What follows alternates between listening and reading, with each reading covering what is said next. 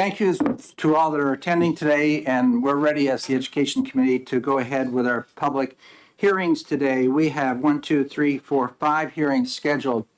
For information for the committee, we were informed last night, at least I was when I left here around 5:30ish, that we have one bill that's an early bill that was identified on the information which we get from OLS as due March 16th.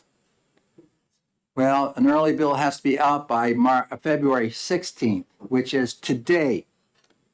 And the bill is HB 623, and I spoke with Representative Myler regarding this. This is the bill dealing with teacher loan forgiveness. And that bill is an important bill. However, we have to have it out today. We have to have it out today.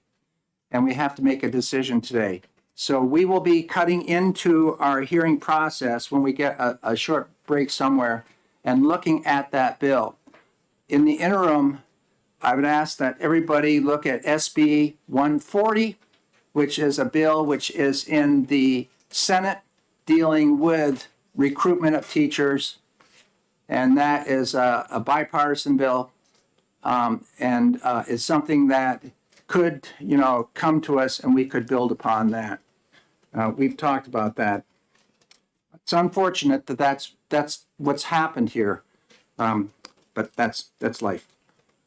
Thank you, Mr. Chair. I was scheduled to meet with Mr. Appleby on Friday to kind of do with the bill what we were talking about. So I will be moving to retain that bill when we get into executive session. Yeah.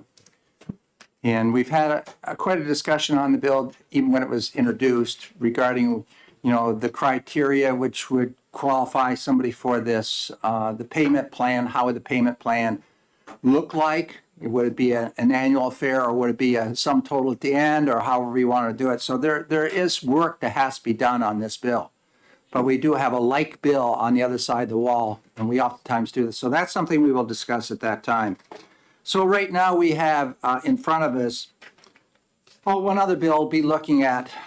We have had some discussion regarding the mental health instruction, mental health in the classroom and all. I'd also ask you to look at SB 157, mental health education. That's being heard. That's over in the Senate Education. It has bipartisan support. 13 senators have signed on to that particular bill. So it's something that we may want to look at as well. Rather than having to go through and modify something we have, we may wait for that Senate bill. That's just something I would like you to look at so that you're all aware. So 2 bills to look at: SB 140, that's the recruitment of teachers in the Senate, and SB 157, mental health education that's also in the Senate. Okay, going on today with HB 553, relative to school district information on personnel salaries. We are going to open up this hearing. Evidently, the prime sponsor is not here. So, Representative Belcher, would you please just go read the title, introduce the bill, and then we'll take any testimony that we may have on that bill.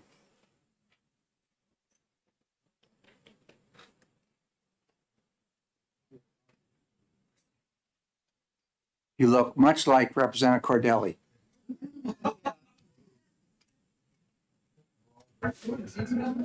I'm not going there. Not seeing it. Good morning, Mr. Chair, honorable members. I am here to introduce House Bill 553 relative to school district information on personnel salaries. Thank you very much. Thank you. I expect there's no questions from the committee. Thank you. All right, let's go on then to the cards which we have here. And we have Barrett Christina of the School Boards Association.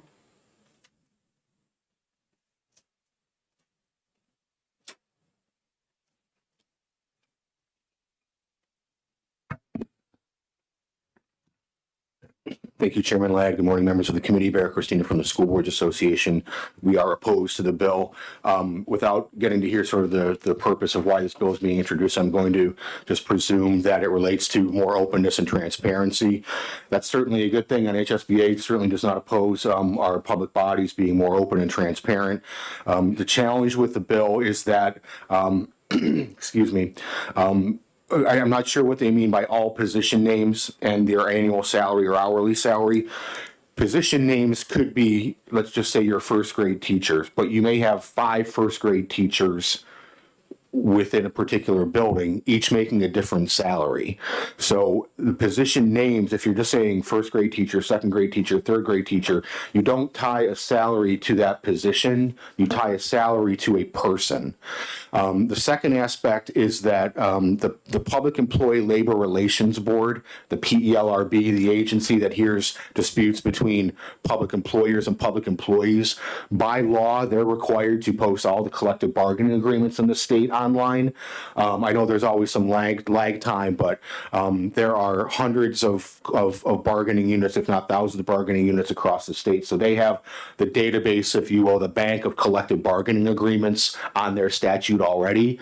And if you call your local school district, your superintendent or board chair and say, could I see the collective bargaining agreement for our teachers, or could I see the collective bargaining agreement for our paraprofessionals?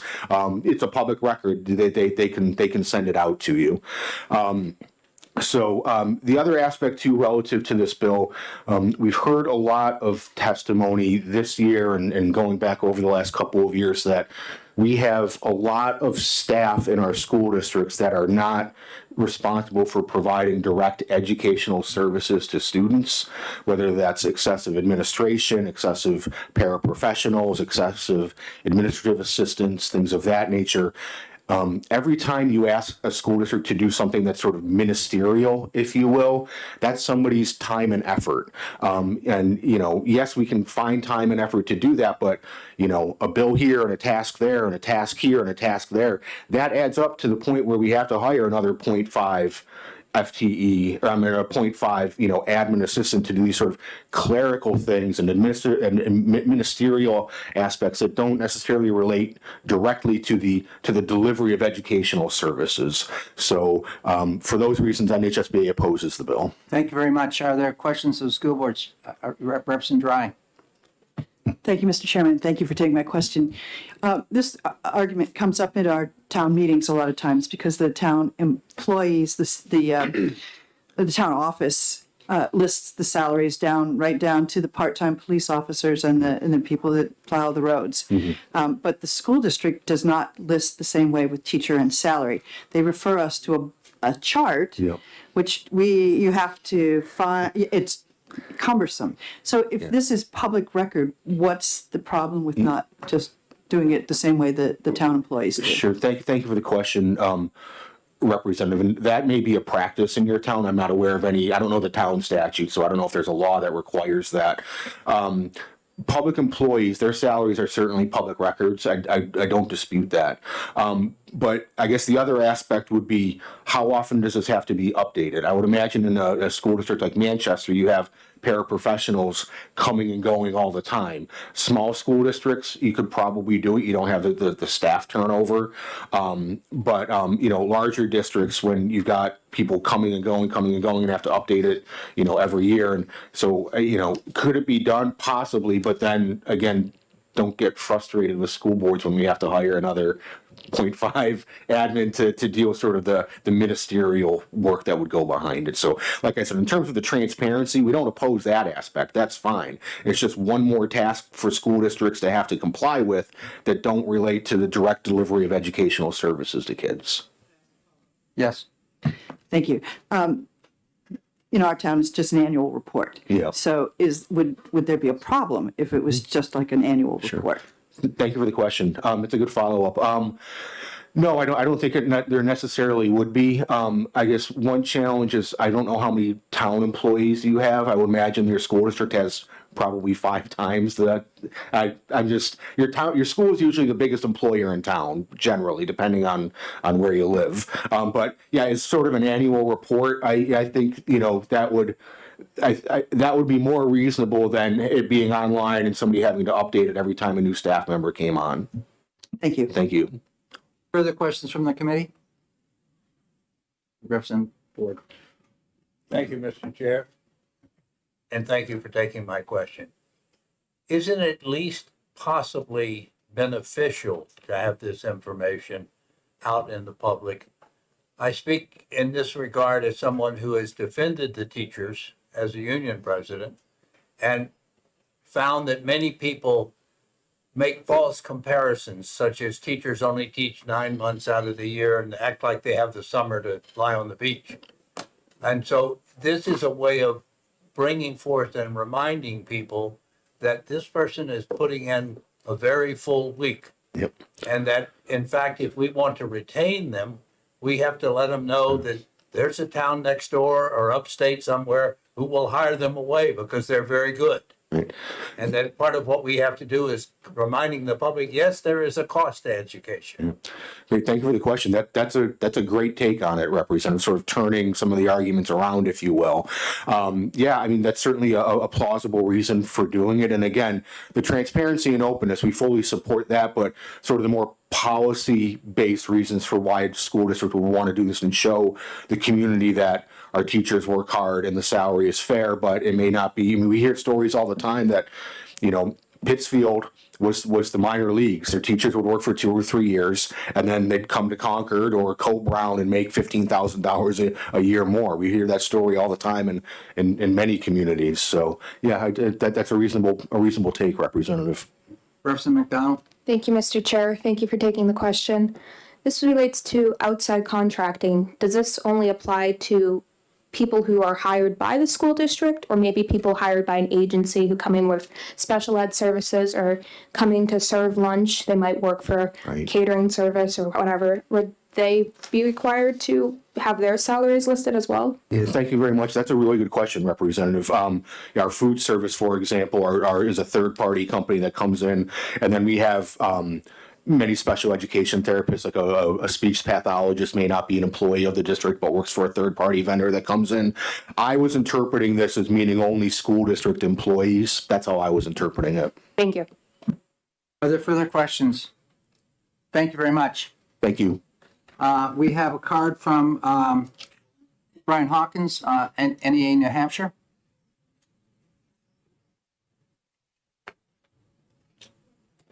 Thank you, Mr. Chairman. Ryan Hawkins, NEA New Hampshire. I'm not sure I have much more to add than what Mr. Christina mentioned. The main aspect that I was going to mention was that all of the salary and benefit information on the members that we represent are all in collective bargaining agreements on the PELRB website. It is fairly reliably updated. And there is a requirement to submit those to the PELRB when they are ratified. So more, I guess, for informational purposes than anything else, I'm happy to take any questions. Any questions from the committee? Yeah. Yes, Representative Luno. Thank you very much, Mr. Chair. Thank you very much, Mr. Hawkins. What type of information related to this might also be available on the Department of Education's website? I believe the department. I believe the department also has administrator information, like for superintendents, and I'm not exactly sure all of the positions, but I believe that those types of positions are available. And yep. And a follow-up on that? Yes. And those would be positions that fall outside of the collective bargaining agreement? That's right. All right, thank you. Thank you. Further questions? Yes, Representative. Just for the record, are you opposed to the bill? I didn't sign either way. It was more informational. As I said, I don't think it's necessary, so I guess somewhat opposed to it. Other than to say, this is public information, and so that is already articulated in a collective bargaining agreement that the community votes on every year or every other year, and also on the PELRB website. Thank you. I'd like to be able to close down right now so we could get into executing that one bill we have to get out this morning. If we have a little bit of time, we can do it. We can have a discussion here. I'll stick Brian around. Hawkins really did not check off one or the other. He's here more than, to answer any questions, but according to his pink sheet, there was no position he was taking. It's more of a technical support to this committee, the way he addressed it. No, if I'm going to close this hearing and get that other thing done, which we need to get done, we can be asking questions to him, though, when we get into an exec session or something such as that on this bill. This is not an early bill. We've got some time. I will stick around too. So. He's always around too. Okay, that's it. So what I'd like to do is I'd like to close this hearing right now. I have no more pink cards here. And quickly enter into an executive session on HB 623. And I'd love to Representative Myler for a recommendation, please. Thank you, Mr. Chair. I would move to retain this bill as we wait for the concomitant comparison bill that comes over from the Senate. Thank you. Is there a second? Thank you very much, Representative Cornell. Seconds the motion. So we have a motion on the table for retain on HB 623, made by Representative Myler and second by Representative Cornell. Discussion from Representative Myler? No, I think you positioned it properly, Mr. Chair. Thank you. Representative Cornell? Further discussion from the committee? Madam Clerk, you have the ready to go stuff? Yes. Take your time.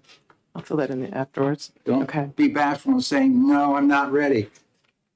Okay, the motion is to retain 623, establishing a teacher candidate loan forgiveness program.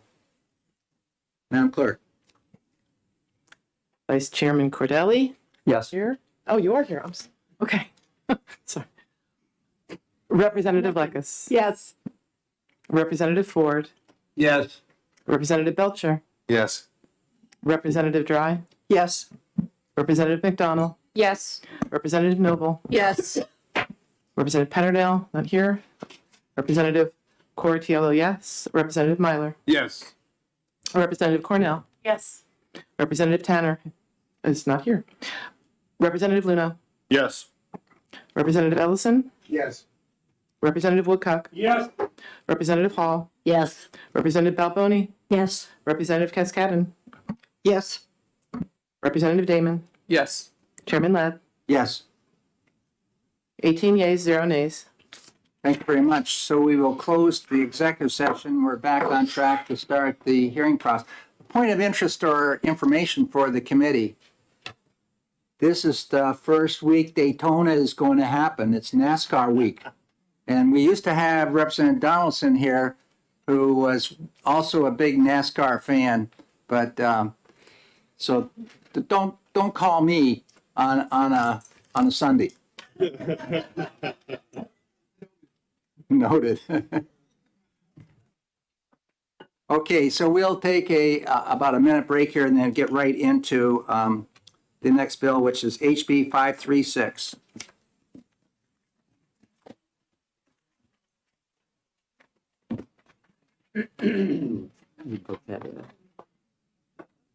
Bill 9 o'clock for judiciary. Yeah, so, that's yeah. that was over in the hall. Yeah.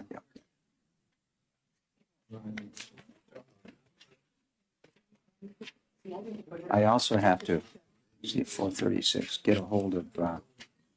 I talked to Katie about having her. Oh,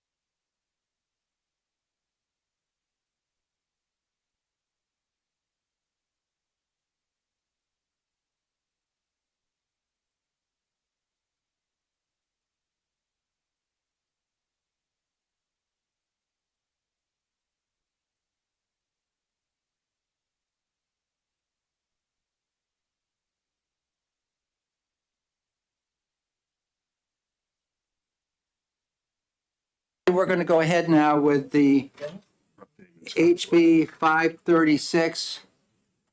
And Representative Damon, are you going to be presenting the bill? Thank you very much. This bill is an act relative to Charter Public School Joint Legislative Oversight Committee. Welcome. Thank you, Mr. Chair, and good morning to the committee. I can't resist, since you said Representative Belcher looked like Representative Cordelli. Do I look like Representative Tanner? So House Bill 536 relative to the Charter Public School Joint Legislative You should Oversight also- Committee. Oh, sorry, and I am Representative Damon, Sullivan County District 8, the towns of Ackworth, Langdon, Leominster, Goshen, Washington, Springfield, Sunapee, Croydon, and Claremont. Come visit. This bill revises the structure and duties of the Chartered Public School Joint Legislative Oversight Committee. I'm going to read from Linda's remarks, which I think give, from Representative Tanner's remarks, which give a good history and statement of the concerns. The original concept of the charter schools first originated in the 1970s by a Massachusetts educator by the name of Ray Bood. His idea was that groups of teachers could set up contracts or charters with their local school board to discover new approaches and ideas in the field of education. Charter schools were developed as a way to discover new approaches and ideas in the field of education. They were enacted into law in New Hampshire in 1996, designed to be a type of hybrid between public and non-public schools. They have open enrollment, operate independent of any school board, and are registered as nonprofits managed by a board of trustees. In New Hampshire, charter schools receive education funding from the state, as we know, use fundraising and gifts.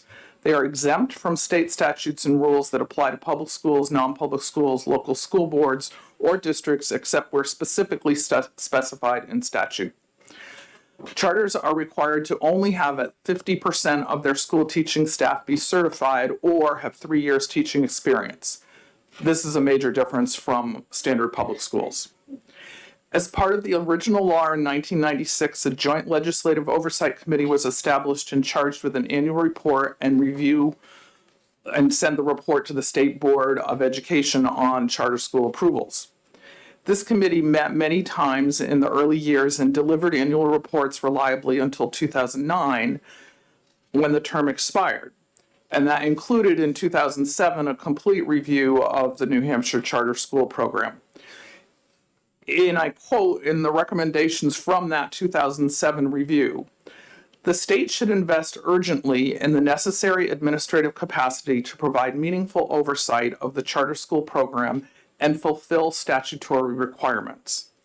There should be a full curriculum study to determine the quality of the curricula in use in charter schools and their alignment with the New Hampshire state frameworks before reauthorization.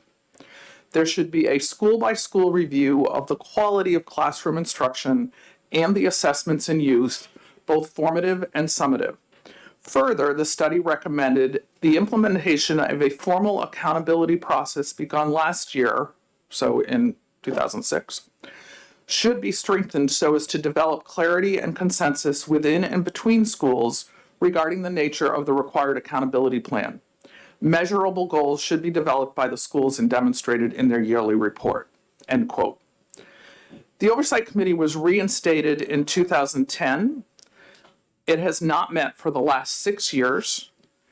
It had not filed or issued a report as required in statute since 2011, only 4 reports between 2013 and 2016. Charter schools are reviewed yearly for fire safety and audited financially. The full review of curriculum, staff, etc. is supposed to be on a 5-year cycle. These reviews, several in backlogs due to a lapse of a charter school coordinator position, are being handled through an outside vendor. We acknowledge that there are many reasons standing committees fail to meet. This bill offers changes to help facilitate a new committee composition that will involve the chairs from the House and Senate Education Committee or their designees. In addition, it adds a member from the Finance Committee, appointments from the Senate President and Speaker of the House. It adds a non-voting representative from the Department of Education who specializes in charter schools and allows for mileage. The Oversight Committee remains charged to meet twice a year, receive a report from the State School Board on the charter school program, and to deliver an annual report with possible recommendations for legislation. The committee will also be able to receive requests from the state board as listed in 194-B:17. And that reads, the state board shall convene one or more working committees to study and make recommendations regarding the implementation and effectiveness of chartered public schools. The recommendations shall be provided to the Legislative Oversight Committee, as well as Section 8, the state board shall annually report to the Joint Legislative Oversight Committee regarding approvals and denials for the preceding 12 months and reasons for approval or denial. I urge you to support this change that will provide the spirit of the original development of the charter school program and once again provide legislative oversight from elected officials. Thank you very much. You're welcome. Representative, are you willing to take any questions on behalf of Representative Tanner, or? I can try, and I will defer to folks who know more if I can't be helpful. I have a few other things. Okay, Representative McDonald, do you have a question? Thank you, Mr. Chair. Good morning, Representative Daming. Thank you for bringing this forward on behalf of Representative Tanner. My only question is, since no charter schools are here to testify, do we have any general idea if they would be supportive of this? I don't have any information to respond to that. I think it's interesting that none of them are here to testify. Thank you. Further questions for any from the committee? Representative Luno? Thank you very much, Mr. Chair. And thank you very much, Representative Damon, for introducing that.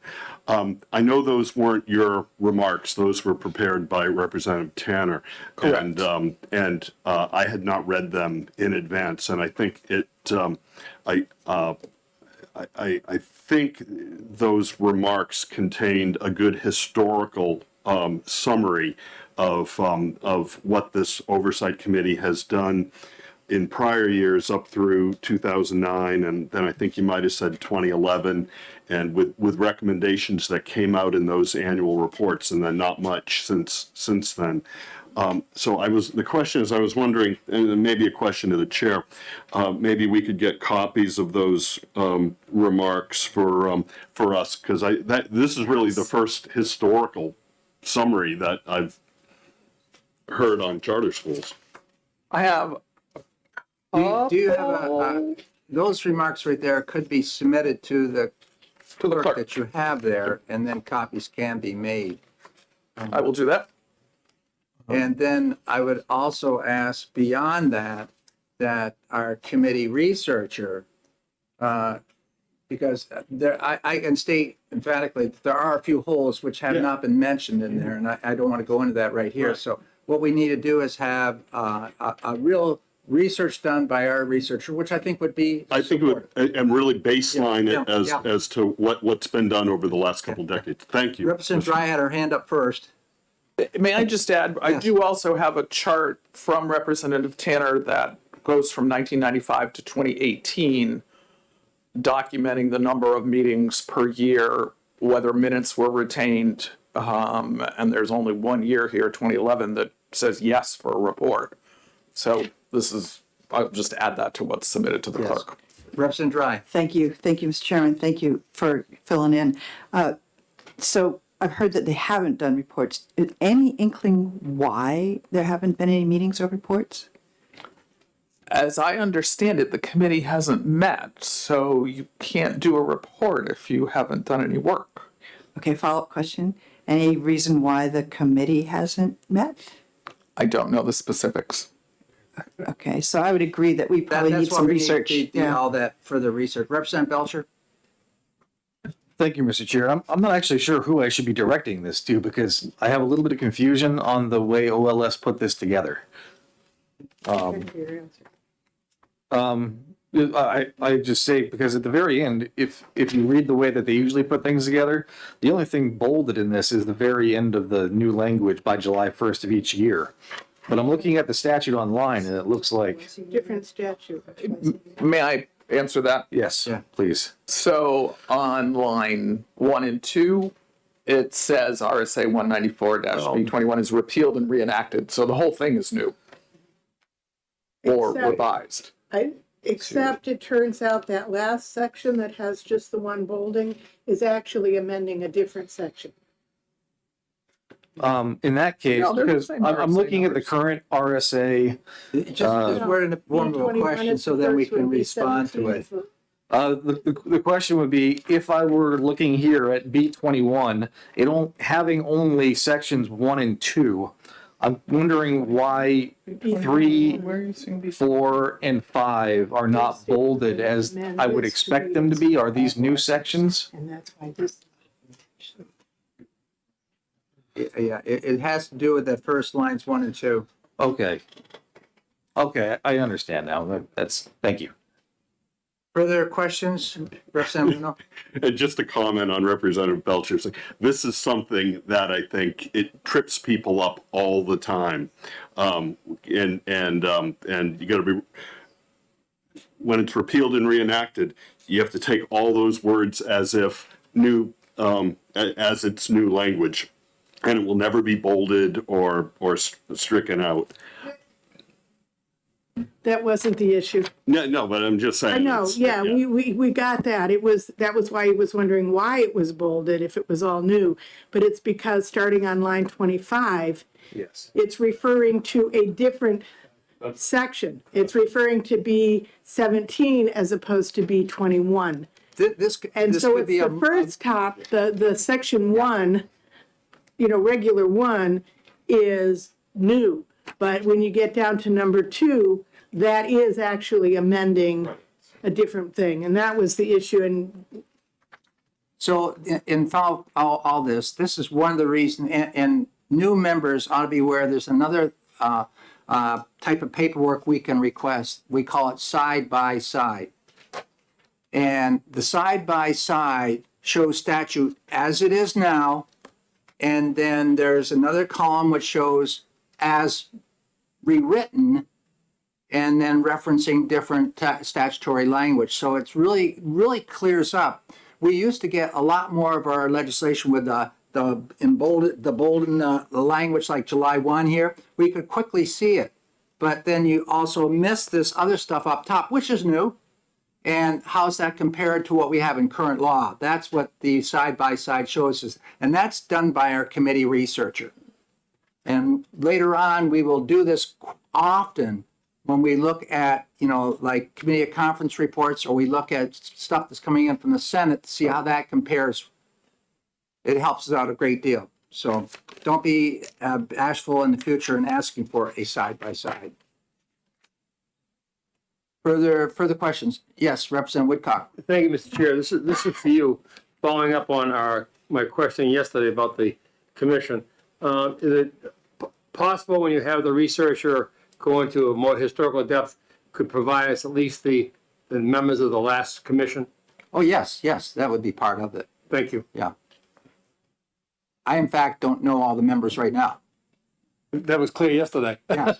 Yeah. Any further questions? Thank you very much, Representative Damon. Are there any questions from the public? Pink cards? So with that, we're going to close this hearing. And we have a break until the next 15 minutes here.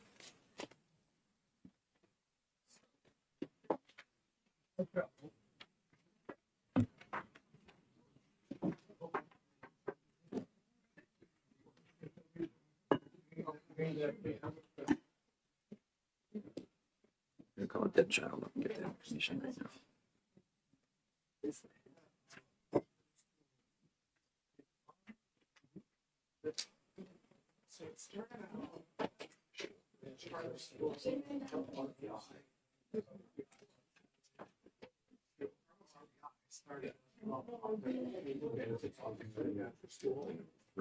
Yeah.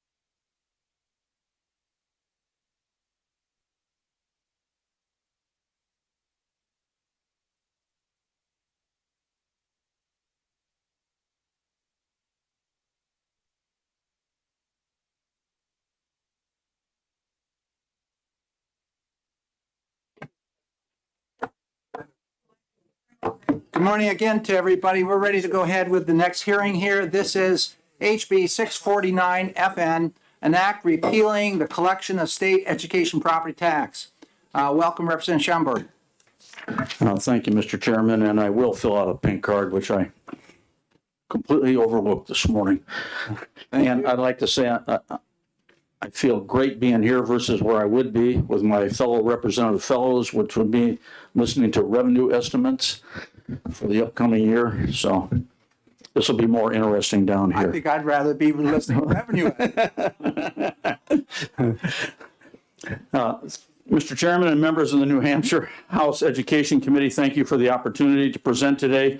I am New Hampshire State Rep Tom Schomburg, a four-term member of the New Hampshire House Ways and Means Committee. I represent the Merrimack District 6, representing the towns of Sutton and Wilmot. House Bill 649 is an act repealing the collection of the state education property tax. This bill repeals the statewide education property tax and transfers that funding of adequate education costs to the state general funds. The bill also repeals the low and moderate income homeowners property tax relief program for relief from the state education property tax. The question that this bill brings forth before this committee is how to reduce a mandatory state tax on the property owners of New Hampshire whose reliance is supposedly needed for the funding of public education. In April of 1999, under the pressure of the New Hampshire State Supreme Court, a temporary plan to fund New Hampshire schools was passed by the New Hampshire legislature based on an arbitrary $825 million funding amount. About one half of the funding was new from the hodgepodge of increased taxes and fees and from tobacco settlement money. The other half of the plan's revenue, which is the basis for this bill, came from a statewide education property tax that was no more than a renamed portion of the local property tax.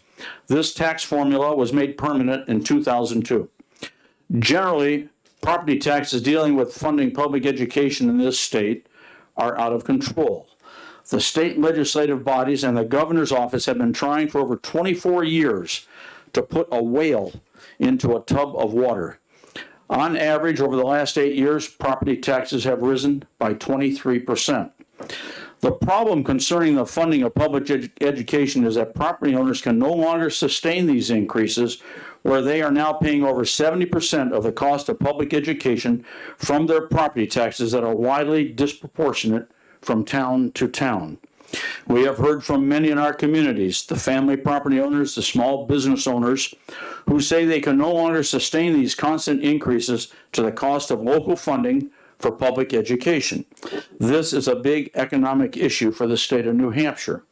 The question arises of where do the property owners look for help if 8 different governors of New Hampshire since 1983 have used state tax revenue money to fight implementation of state funding for local public education. Another series of lawsuits was filed in July of 2022 by several taxpayers against the state of New Hampshire, alleging that the result in SWEP violates taxes being levied at a non-uniform rate. This case is Rand versus the state of New Hampshire. The defense of this case by the state of New Hampshire, again, uses state tax revenue monies, and that's in the fiscal report of June 30th, 2022, pages 103, I think, and 104. Since 1983, the elected state representatives and senators of both parties have fought against reform of public education funding in New Hampshire from the state's general operating fund. From the New Hampshire School Funding Fairness Project Director, quote, "The property tax is an unfair tax as it places greater responsibility on the low and moderate income taxpayers than it does on more affluent ones." And quote, "Despite its heavy reliance on the property tax, and in turn that tax's heavy toll on the least well-off, New Hampshire does little to mitigate the impact of the tax on those struggling to make ends meet." Approval of this bill, House Bill 649, would address the property tax of SWEP on the low, moderate, and affluent property owners by not having a state tax on real estate property for public education. You would not see SWEP remittance to the state. There would be no excess SWEP collected by various towns. There would be no need to set up a total property tax relief program for low to moderate income homeowners.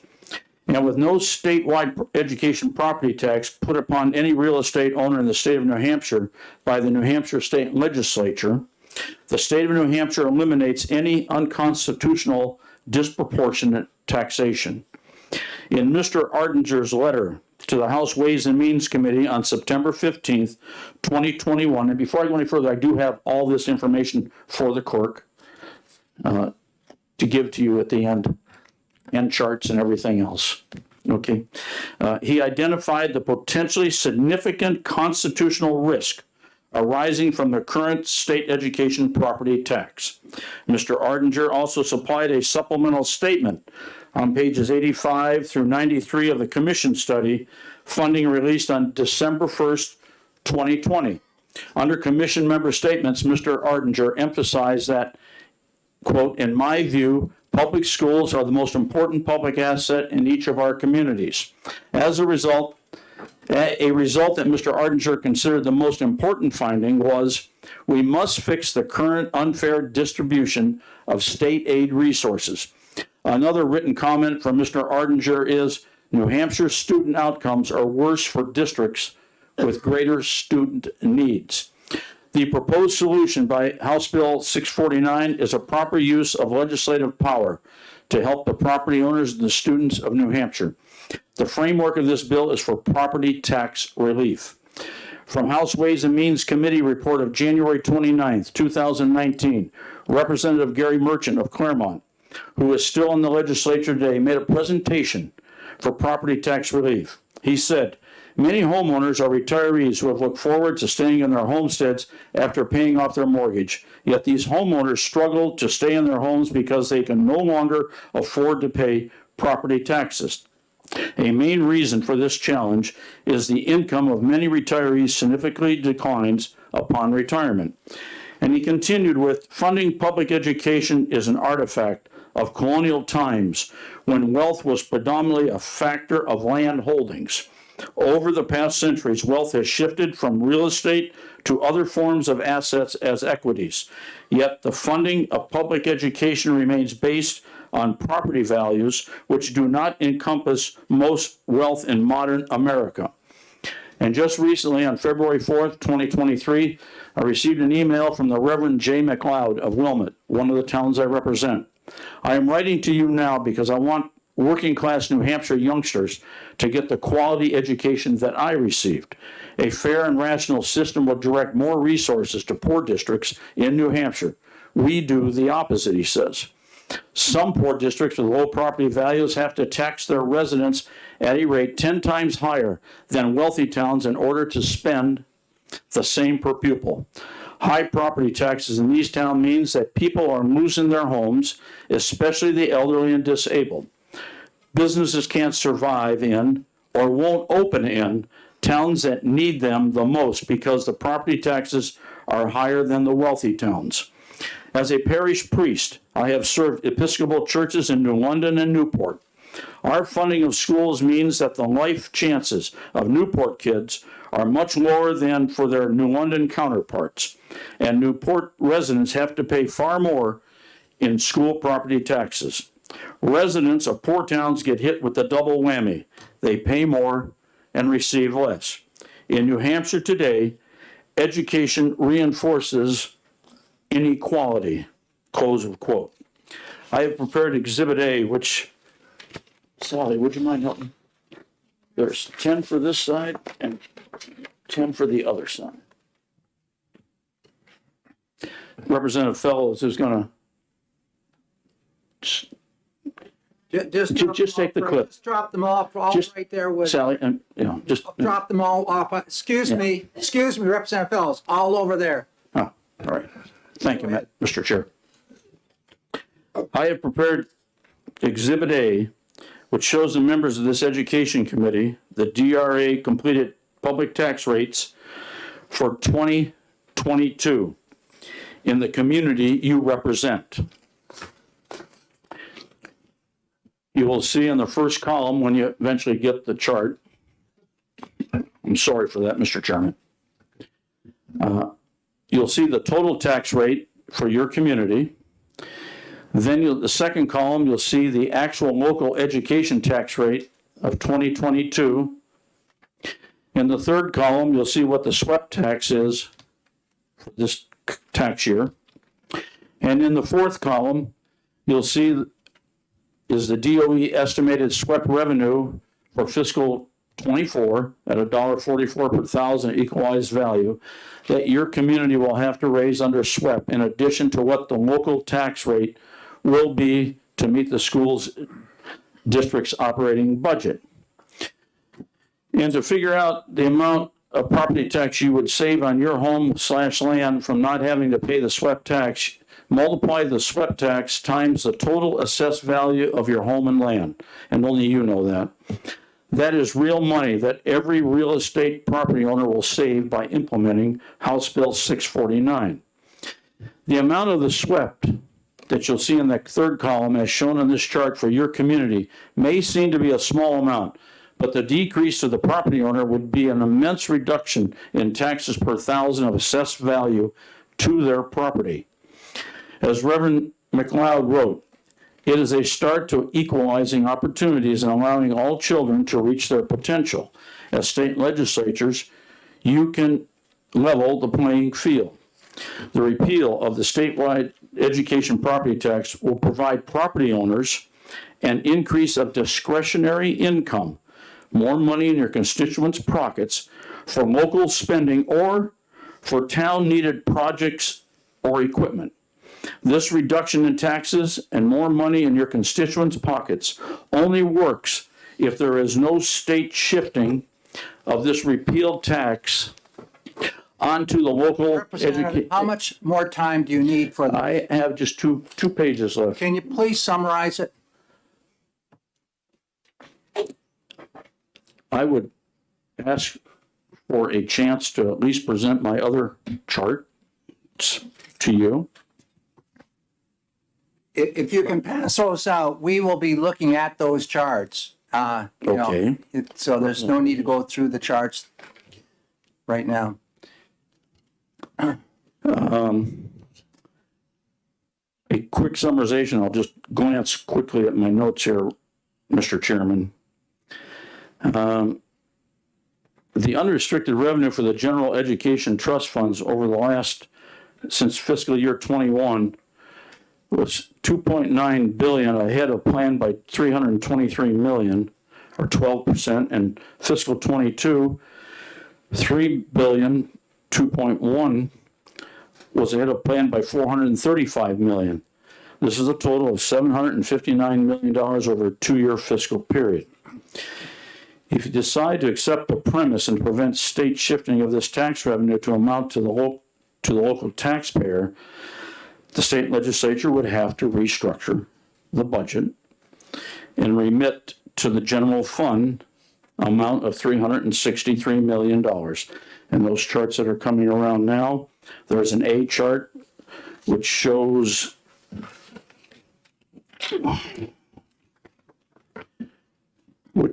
in column H how much of the fiscal year 22 general fund would have to move over or be taken off to pay for the $363 million. That'd be line H. If you were to just do the $263 million, which came in this year, which has been applied this year, from the general fund revenue that's left over after the education trust fund has been funded, you would have to take an additional, on line H, 13% from this amount. And the last C was if this were to have gone into effect back in 2018, the line H would have showed you had to take 23% of the general fund monies that were left over after they were distributed to cover the $363 million.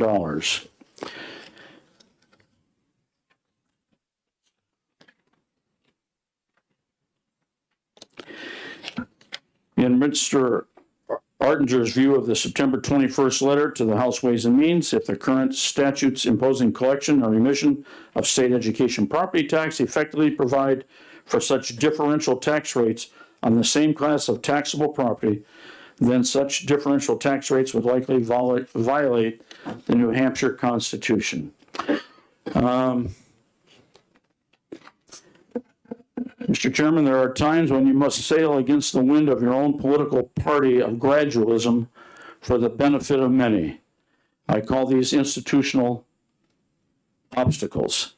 Let us stop kicking this can down the road and making a lasting change on this monetary issue.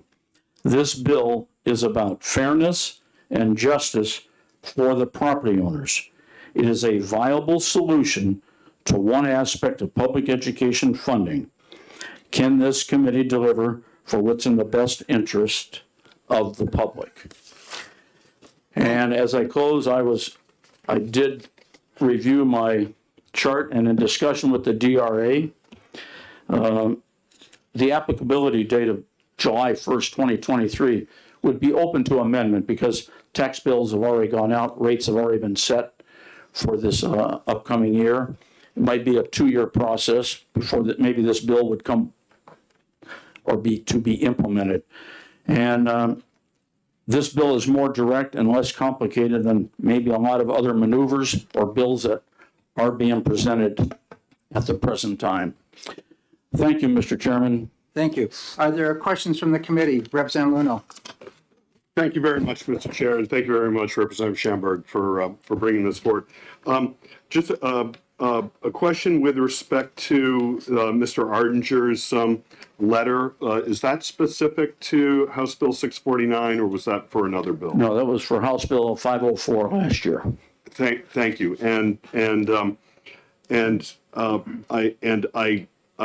I've read that letter. Obviously, I was connected to House Bill 504. Right.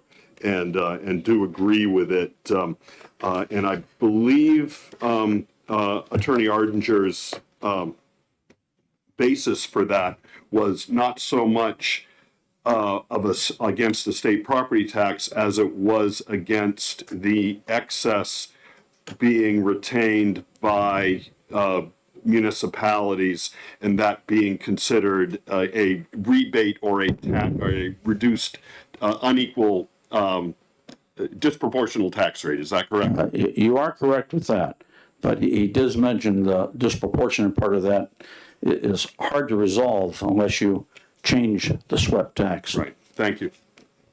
Further questions, Representative McDonald? Thank you, Mr. Chair. Thank you for bringing this forward. On Tuesday in his address and otherwise yesterday in his presentation, the governor announced significant proposed changes to the adequacy formula. And to my understanding, he did not plan to change the SWEP tax in the formula. And I realize that you must have submitted this bill prior to the governor's proposal. But now that that has been released, do you see this as going hand in hand with that, clashing with that, if both of these were to go forward?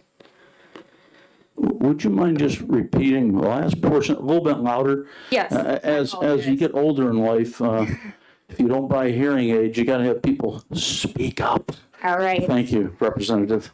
Would you see your bill 649 FN, if this were to pass, would it clash with the governor's proposal to change other parts of the adequacy formula?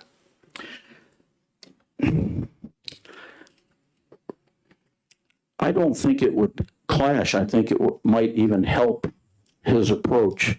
After 6 years, this is the first time I've heard a real change in the governor's address about local education and how to fund it. Right. Thank you. You're welcome. Further questions, Representative Belcher? Thank you, Mr. Chair. Thank you for taking this question. I'm going to refer to your DRA completed public tax rates 2022 handout. So the maximum spread in here appears to be roughly 5 to 6 times, but if you eliminate the high and low outliers, we're looking at more like a 2 times gap. So I guess my question would be, because the foundation of your bill is based in fairness, Are you suggesting that one town where a property is maybe valued at $250,000 versus another district where similar property is valued at $500,000, where they are paying the same amount even though it's not the same rate? Would you consider that to be an unfair situation? I don't set the valuations of the towns. The DRA does that. I think that would be a question for the DRA maybe to answer. I just know that some towns are more fortunate to have different sources of revenue versus other towns. Are there further, just I was follow just up? going to ask the follow-up, because I know you don't set the rates, but just as far as the gap there, is there fundamental unfairness in paying the same amount of money between districts for two similar properties, even if they're evaluated, say, one's double value to the other? From my personal opinion, might be yes, but I really can't answer that question. Okay, thank you. Thank you. Are there further questions from the committee? Representative Luno? Thank you very much, Mr. Chair. So, and this sort of follows, I think, Representative Belcher's question with respect to fairness. And just a couple of, quick, well, I mean, I guess one observation would be just looking, because you sort of laid out the spreadsheet for each of the towns that we represent. And in Hopkinton, I think we take the prize with the Yes, you highest total tax rate.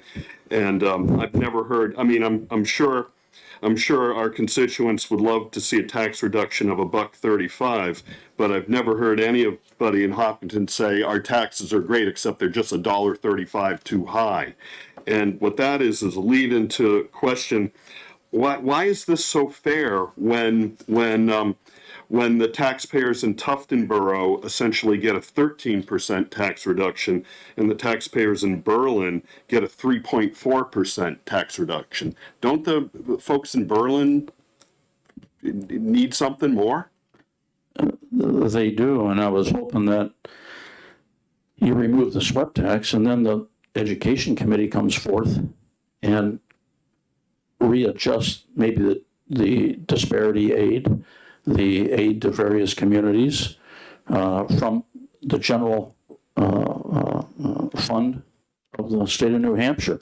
I am just a proposal that of all the taxes we have, which we have 16 taxes, this is the one tax that goes directly to the property owner. It is the one tax that they can say, this went down. How did it go down? And then you can say, we took the SWEP tax off.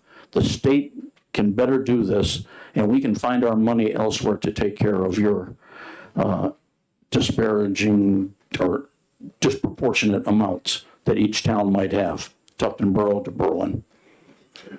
Further questions from the committee? Thank you very much, Representative. Representative Fellows?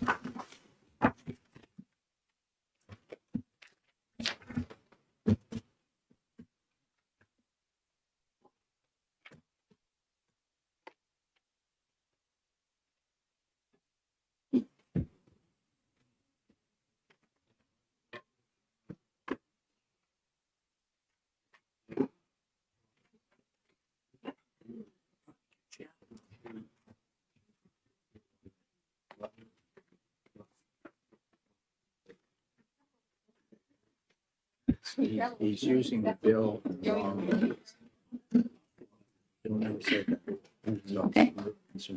Representative Fellows, welcome.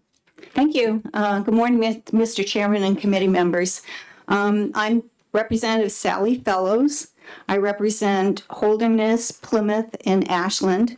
I also worked at the Department of Education for 30 years. I started in 1985, and the very first task I had was to write a computer program to allocate what we now call adequacy aid for Governor John H. Sununu. So just to give you some perspective of the history of education funding in New Hampshire since the Claremont decision, which was in 1998, thereabouts, there have been many, many changes to the formula and many, many proposals to the formula. So what we are doing right now, I think, at first I thought there would be a solution. And one day it would be like, oh, this is what we're going to have and this is what we'll go forward for. It never has lasted for more than a couple of years. So it will always be an ongoing problem.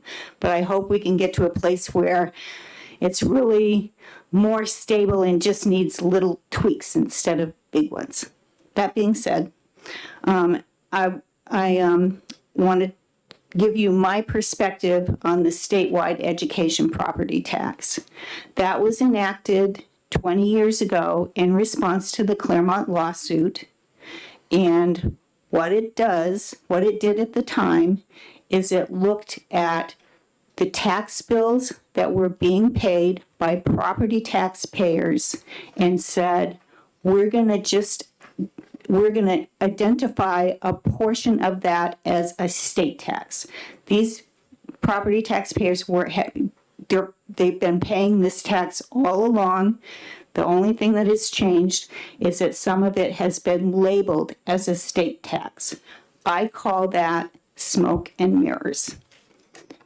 So that being said, what would happen if you did, as Representative Schaumburg told you, what would happen if you did eliminate or reduce the statewide property tax? The tax, let's see, for FY 23, the statewide property tax was reduced by about a third.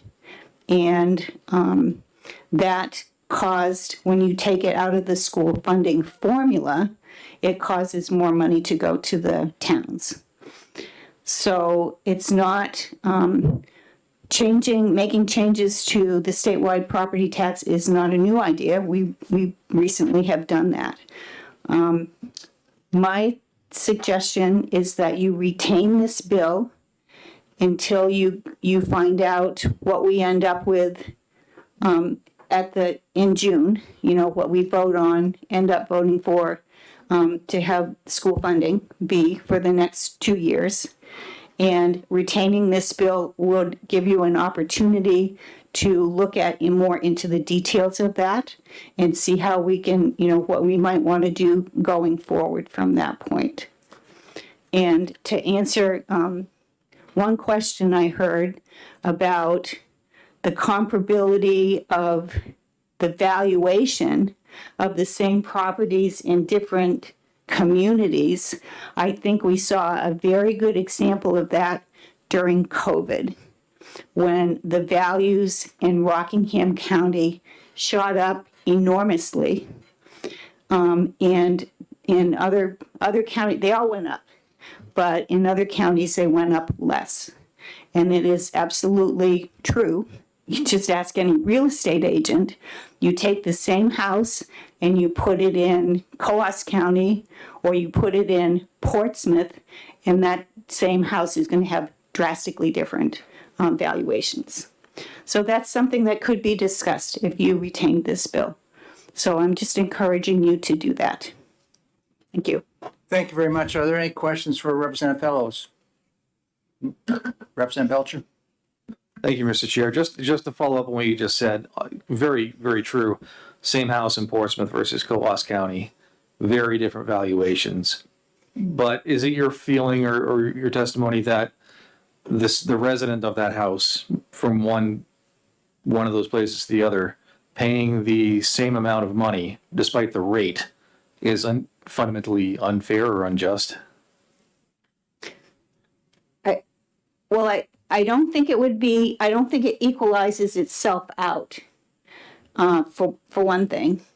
And just for example, this is personal, but the first proposal of the Northern Pass went not on my land, but across what I see when I look out the window in my backyard.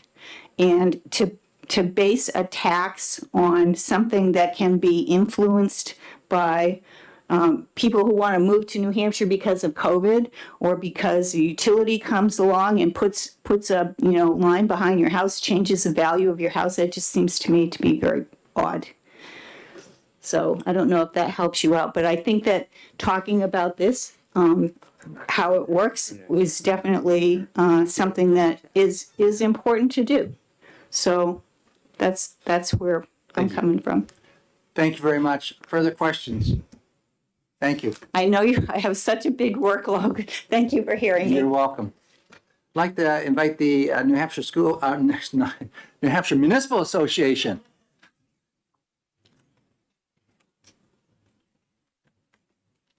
Welcome, Catherine. Thank you, Chairman Ladd and members of the committee. For the record, my name is Catherine Heck, and I represent the New Hampshire Municipal Association, the 234 cities and towns in New Hampshire, and I admit it's rather strange for us to be sitting in front of you today. I did fill out a pink card. There is no box to check concerns. So while it is checked as in opposition, really it's some concerns based on timing. I was not privy to the sponsor's willingness to consider the effective date. So I did just want to go through how the current date as written, effective July 1st of 2023, could be somewhat concerning or problematic on the municipal side, not the school side. We're talking on the municipal side. So as you know, the municipality collects all the taxes, county, local school, city, or municipal tax, and village district if they have it, on behalf of the county and the school. We retain it. It is a formula calculated on paper, and then we give 100% of that obligation on the municipal side back to the school district based on what the school board decides is the payment schedule. So when we look at the fiscal note, seeing a decrease in revenue, when we set our budgets, as you know, we're all going through that process right now, regardless of whether you're an annual town meeting town or a city. All of those budgets will be taking effect in the next several months, and that all accounted for the current SWEPT formula. So when we talk about the reduction that you might see on your tax bill, because we are raising and appropriating, and for argument's sake, we're just going to use $1 million. The school needs $1 million. The municipality has to collect $1 million so the school can operate. It doesn't matter if it's on the SWEPT side, if that's repealed, or the local side, we're still going to have to raise that $1 million. So I don't think that's going to change, because we're not here to comment on the policy of SWEPT or on the legislature's decision on how they want to administer SWEPT. We're just here to comment on the mechanics of SWEPT. In addition, we do know that some municipalities are able to collect and retain maybe more than what the SWEPT tax is. We recognize that. However, again, their budgets have been determined and set based on these current numbers and the current formula. So again, any change to that will be reflected on the local property tax. So we just wanted to point that out as you consider and deliberate the bill, and how the timing of this is really like an 18-month process in order for everybody to be prepared on how this would change the whole tax collection process, cash flow, for example, because SWEPT, of course, if you are on a monthly program, for example, and a municipality is able to hold those school taxes it collects and pay it over the course of a year, that assists the municipality who might experience, cash flow. And then the low and moderate income repeal, we do know anecdotally from our welfare offices that is a tool. I believe $1.3 million was allocated last year. That is a tool that helps the low and moderate income, and that does assist. It's a state program. It's still a tax, of course, but it does not hit the local tax budget when any assistance can come from another source, for example. So we just wanted to point that out, and I can certainly take any questions, and I thank you for your time. Thank you very much, Catherine. Are there questions from the committee? Yes, Representative Woodcock. Thank you, Chairman Ladd. Good morning, and thank you for being here. Unlike Representative Luno and Representative Ladd, Myler, this confuses me. I'm sure they get it very clearly. if this date was rolled out, as the Representative, Schoenberger had said, at a different date for FY 25 or 26 out there, what would be your opinion of the bill? Or impact of the bill? So from either the school or the town side, if we just want to talk about raising and appropriating taxes, whatever the budget is and the taxpayers pay. So it really doesn't matter how we flip-flop it, it's just a shift. So I don't want to speak to a policy, that's the legislature's decision to enact. I just want to speak to, if it's $1 million a school needs to operate, it's $1 million no matter where that comes from. So it's state, federal, and local taxation. So we are just flipping one for another, unless there is another formula, and that was discussed, put in place that redistributes aid in a different way, for example. But it's the dollars that we need. So repealing the SWEPT with no other program in place is just shifting it to a fully local tax, in my opinion. Thank you. Thank you, Chairman Lai. Thank you very much. Further questions from the committee? Not seeing any. Thank you very much. Thank you for your time. I appreciate it. We do not have any other pink cards up here. Are there any other members of the public that want to speak on this bill? Not seeing any. Thank you very much. We will close this hearing on 6:49. The next bill, 651. We already had a hearing for it. That was my transportation, but we had a hearing on the 10th. Yeah. So I think we can thank you. That's right. We've heard this. Yeah. So we're on till 11:30. So for those in the public, this hearing was heard several weeks ago. So it by accident got into this. So there's no hearing coming up on transportation at this point in time. We will be jumping ahead then at 11:30 for 528. So for the members of the committee here, we have about 45 minutes to. Oops, I'm sorry. Yeah, no. Do we have anything after lunch? Yeah, we do. We have, let's see, we have, I thought there were bills.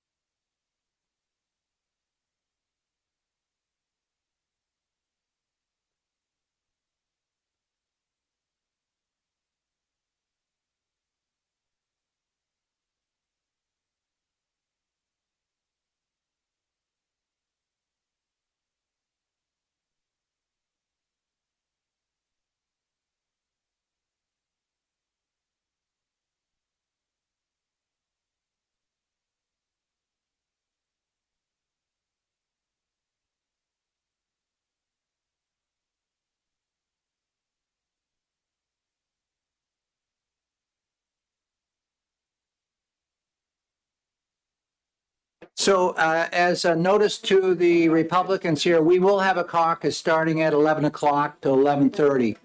Then we'll start that hearing at 11:30 and to discuss some of the bills which we will be execing later today. 11 o'clock. So you have about 15 minutes here or so.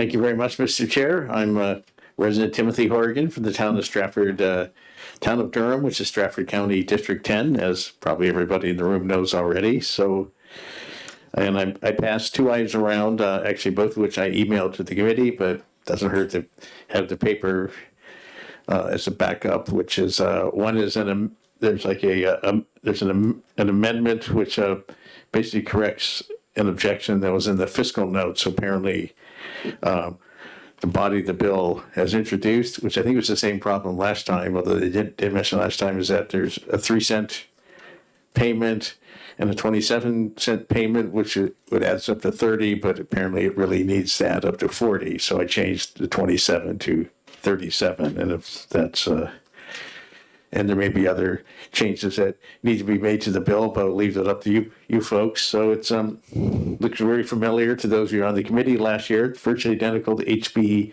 1660, which actually came within a few votes of passing. The big difference is the effective date, of course.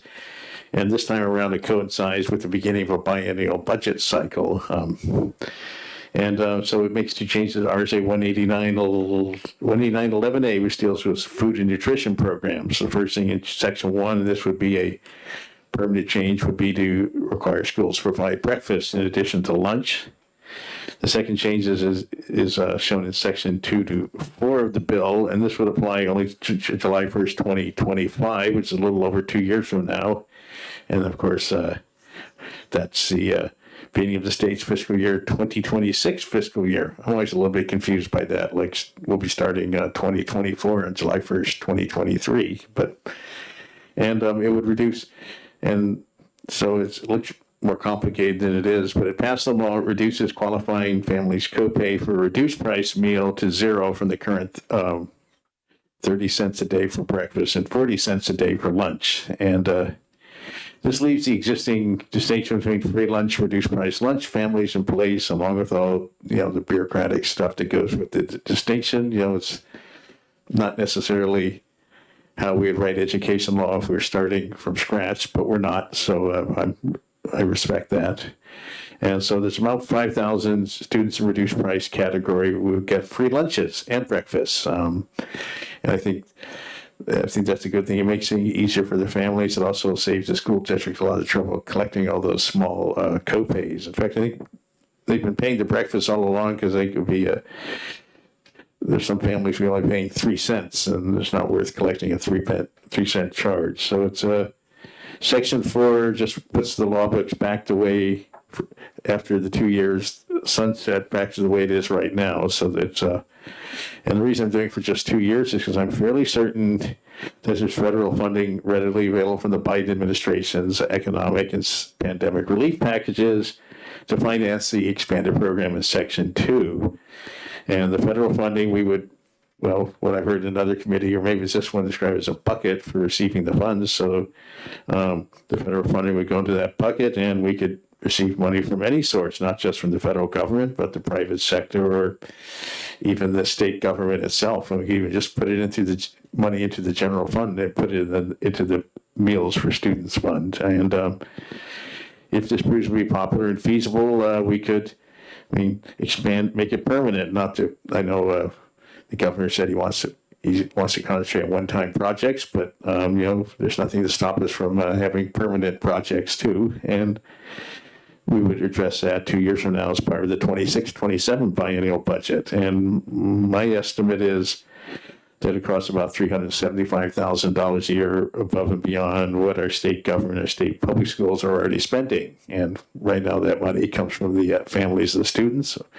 If they're paying up, which some of them are having difficulty doing. And I'm confident the federal funding can be found, and even this is a fairly inexpensive program, so I think it'd be well worth spending our own money on. And we can't guarantee this always being the case, but we are currently running a surplus, and the governor is the governor was talking rather expansively on Tuesday. Almost sounded, anyway, I don't want to say what he sounded like, but almost sounded, there has been some concern about startup costs, but my hope would be, and if that needs an amendment, then you should fix it. But I think the startup costs for the schools that aren't serving meals could be covered under the rubric of the phrase from the bill, which is unreimbursed costs of breakfast and lunch meals. So anyway, this restores, expands the free lunches, which was a very valuable, very popular program during the pandemic. And I know in my school district, and think in virtually all others, they decided to just give every kid the lunch for free, especially while they're delivering the lunches to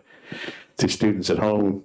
They sent the school bus around every house in my district. Well, every house that had children. They didn't stop at my house. I have no kids, but they just included the lunch with everybody because it didn't cost that much. There was funding for it, and also thought there were privacy concerns because then, believe me, the kids would notice and the parents would notice which houses had the bag with the sandwich or whatever the lunch is, and which ones didn't, along with the. So that's that's my bill. It's not a new bill. It came pretty close to passing this year, and I hope have a better chance. Came pretty close last year, and then hope it'll do even better this year. So. Yes, I'm willing to take questions. May not be able to answer them, but I'm certainly willing to take them. Thank you for being willing to take questions. And thank you, Mr. Chairman. I have a question about Section 5, the repeal. Yeah. Looking at that section of statute, unless I have the wrong one, 1B is related to monies received by the state treasurer shall be accounted for in the state's accounting system as general revenue of the state, with the exception of. Yeah. And number 383 relates to monies deposited in the New Hampshire Solid Waste Management Fund. Okay, well. So I'm wondering how that, is it 383? Oh, well, maybe it. Thank you for catching it. That's a simple amendment. If that's yes, we don't want to repeal the solid waste fund when this program sunsets, because that program may not sunset at the same time. I don't see a 388 Yeah. online. It's created here. Yeah. I was wondering if it was a sunset. Yeah, that was the idea. That Sunset. this bill would create the program for 2 years, and I certainly would not be. I certainly. If I'm still here as a member of the legislature or as a private citizen, either way, I certainly would be in favor of repealing the sunset and keeping the program going, probably, depending on how it works. I'm sure it'll work fine, but you never know. But yeah, that's, I'm embarrassed I missed the typo, although I suppose part of the blame goes with OLS, but yes, it was my bill, so I apologize. You're certainly welcome to fix that, so. Thank you, Representative Olson. Thank you, Mr. Chair. Thanks for taking my question, Representative. I need to apologize to the committee and to you for not being here at the beginning of your testimony. Oh, that's fine. I want to just zero in on the effect of this bill. And as I read it, it would take the 5,000 students you've identified who are now getting reduced price lunch and make lunch free for those 5,000 students. Thank you. Yeah, exactly. So just the price of the reduced price meal is now $0 rather than 40 cents or whatever. Further questions from the committee? Yes, Representative Ryan. Thank you, Mr. Chairman, and thank you for taking the question. Because we've been talking about breakfast and lunch in the committee a bit, let me make sure your amendment is only with article letter B under this. So does the first line in your bill still apply that says each school board shall make breakfast and lunch available during school hours to every pupil under its jurisdiction? Yeah. I was wondering may I ask a follow-up? Yeah. We've discussed this. Does this include charter schools? And is this a Part 1, Article 28A mandated expense to those schools that are not doing breakfast yet? Well, that was I've heard that before with a similar bill. We do have this Meals for Students fund, so my hope is, and you may need to tweak the wording of it to make that possible, but the startup costs could be included as the unreimbursed costs. So certainly, it's not an unfunded mandate if you fund it, and I think it can be funded, I think, without sending the state into bankruptcy or anything. I think that's a fairly modest, in my opinion, it's a modest cost. So, Further question, Representative Ryan? Yes, I asked also, are chartered public schools included in this? That's been a matter of controversy. Many of them don't serve lunch. This just talks about the school boards, so even though so I think it only applies, that's a question you may have to work out for yourselves in the exec session. This does talk about schools that are under the aegis of school boards, and most charter schools are not, even though they're all assigned to an SAU. There are a few exceptions to that, so that would, if you want to include chartered schools, that would need more language to it, but that creates a lot of difficulty because some of them don't even have cafeteria facilities at the moment, and but that may be something the committee wants to look at while you're executing the bill. But I'd like to get the charter schools involved, but that may take some more steps. So thanks. Thank you. Thank you, Mr. Chair. Thank you for bringing this forward. You mentioned that this has a sunset currently of 2 years. What happens if there's a surplus in the fund? What happens with the extra money when the sunset's over and this is no longer happening? Well, it goes, I believe, it says it's non-lapsing and continually appropriating to the Department of Education. So, except of course, we're also like abolishing the thing that does the fund. So I think if the fund lapses, I was almost appointed to finance 2 years ago, but luckily I got a reprieve. I think those funds would go back into the general fund if that happens. But Thank you. That's something you can address. That might be another detail that needs to be worked out better than it is. But yeah. Thank you, Mr. Chair, and thank you for taking my question. So just to clarify, the intent of this bill is not to include charter schools. Is that correct? No, it's a worthy goal, but I think we have to start with the school boards because they, as I've discovered, they don't all have even school lunches at the moment. But So the answer to my question is yes? yes. Thank you.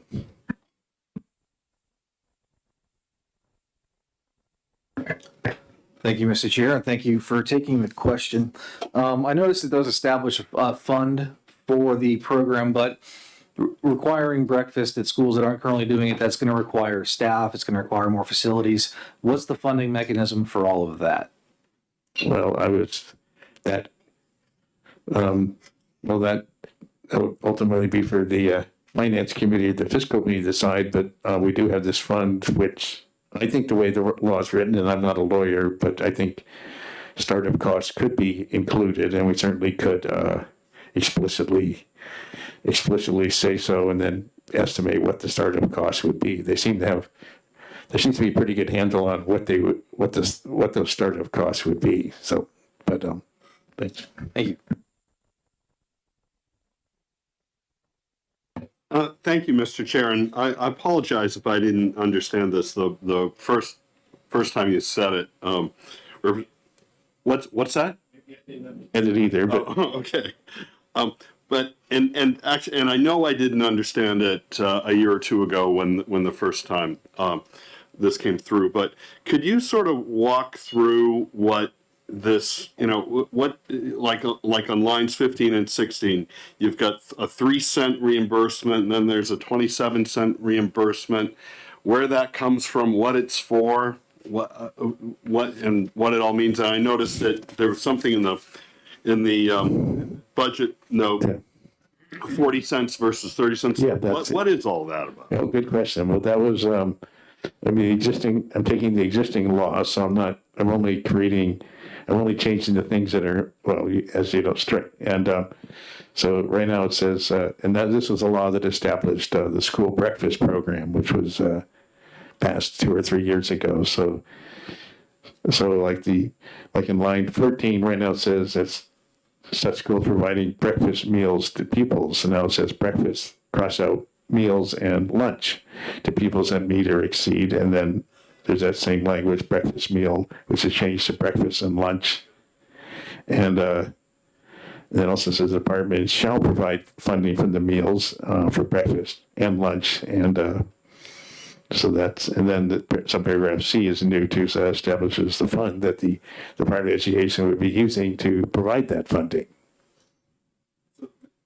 All up? Yeah. Yeah, and so the funding is this 3 cent and 27 cent thing? If my amendment's passed, it'll be 37 cents, because apparently the people wrote the fiscal note at the Department of Education, they rightly pointed out that 3 and 27 adds up to 30, not 40, which is the amount of money we need to get the free lunches. And a final follow-up on that. Well, so is that what it costs schools to provide a meal to a student? They do it for 40 cents? No, it's significantly more than that, but some of the rest of it's made up from various other sources, including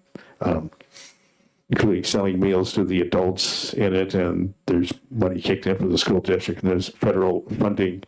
And even if you're paying a full price student meal, that's also subsidized. So and I forget the exact. So this is funding on top of the. Yes, it's in addition to what's already, it's all, everybody who eats there, probably even including the adults, but certainly all the students, they're all subsidized to some degree or another. I'm just increasing the subsidy for this group that's in the middle, in between the free meal and the full price meal. Okay, thank you.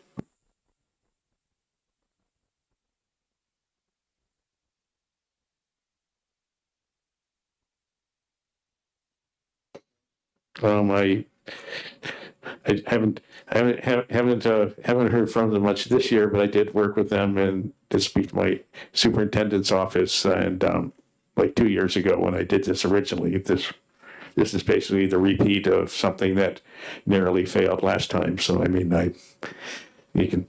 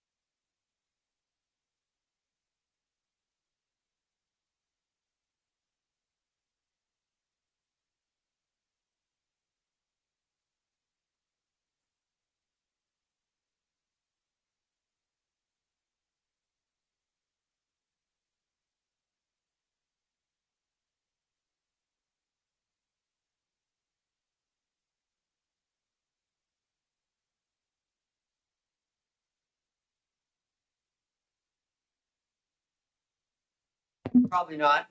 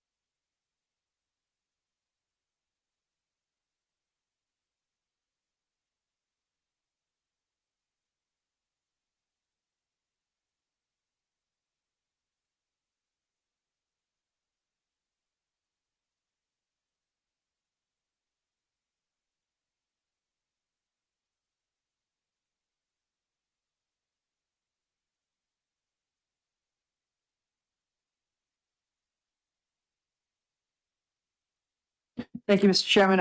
I move ought to pass. Second. The Madam Clerk, that was made by Cordelli, second, and the motion was made by Representative Dry. Representative Dry, do you want to comment on your motion? Yes, I do. From the sponsor, I've heard, she said previously charter school additional monies went through the fiscal committee.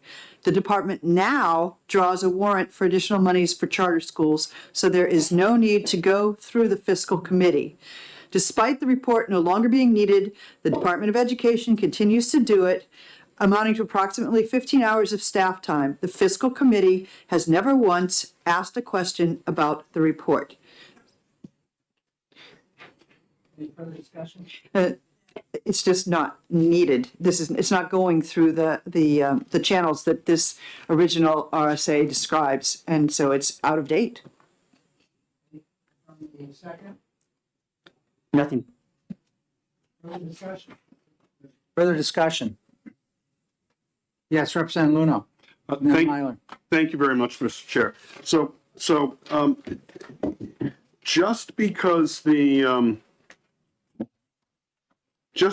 fiscal committee may not be interested in this report, I'm not sure. I guess, having not seen the report, it's unclear to me whether or not the report would have value otherwise to either make sure that the Department of Education is properly funding charter schools, or if and there are a couple of wrinkles, I think, in terms of the funding of charter schools, whether you're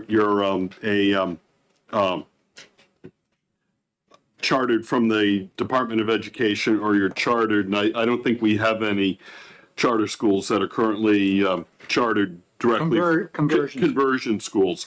But there are different funding parameters, I think, depending upon how you're chartered. And I think the value of the report may still have some merit, and possibly rather than directing the report to the Finance Committee, possibly it should be directed to the Fiscal Committee, possibly it should be directed to the Finance Committee and then the Education Committees. Okay, further discussion on that. Representative Dry? Thank you, Mr. Chairman. It's not that there's not a report, it's just that there does not need to be the multiple reports that are in this section of law right now and going through the fiscal committee. And it's my understanding they still report things, but they don't need to do it every time that they get money dispersed. So the idea would be to cut down on the number and put it to the right place that's accepting the report right now. Further discussion? Representative Cordelli? Thank you.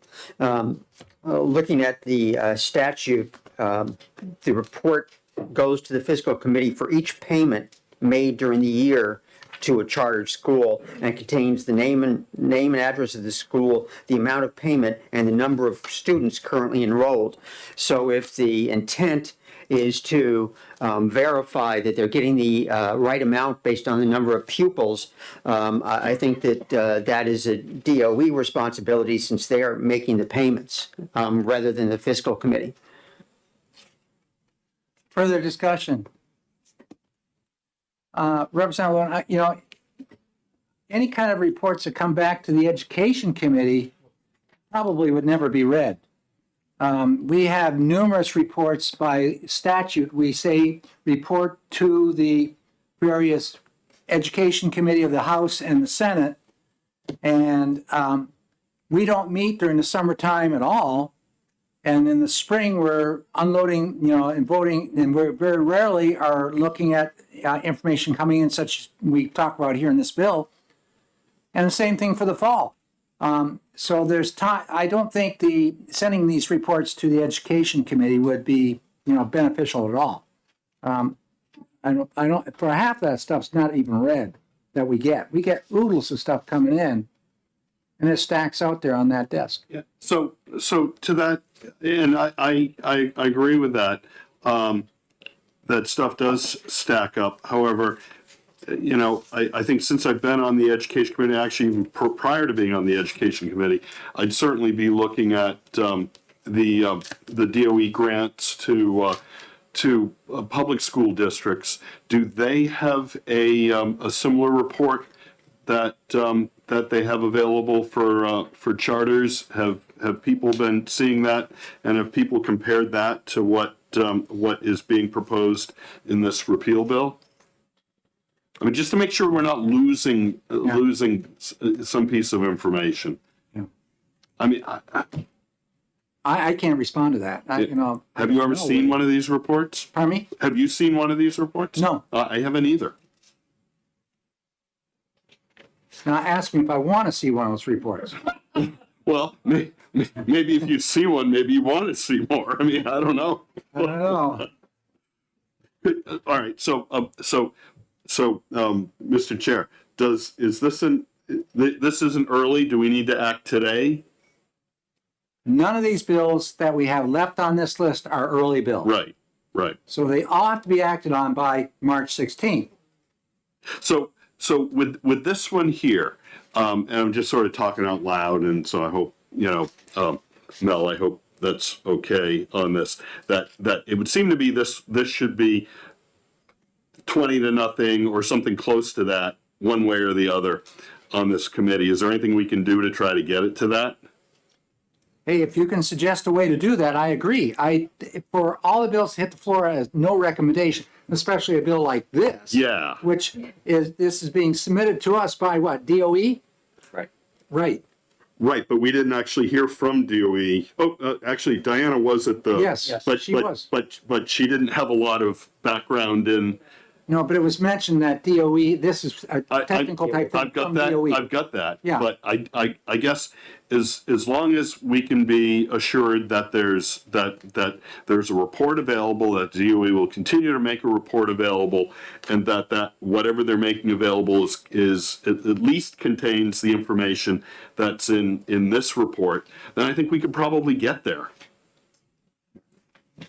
I can't believe that the reports which they receive are not available. They're public documents. I haven't seen it. Well, I know. Yeah. Yeah, Representative Dry. Excuse me, thank you.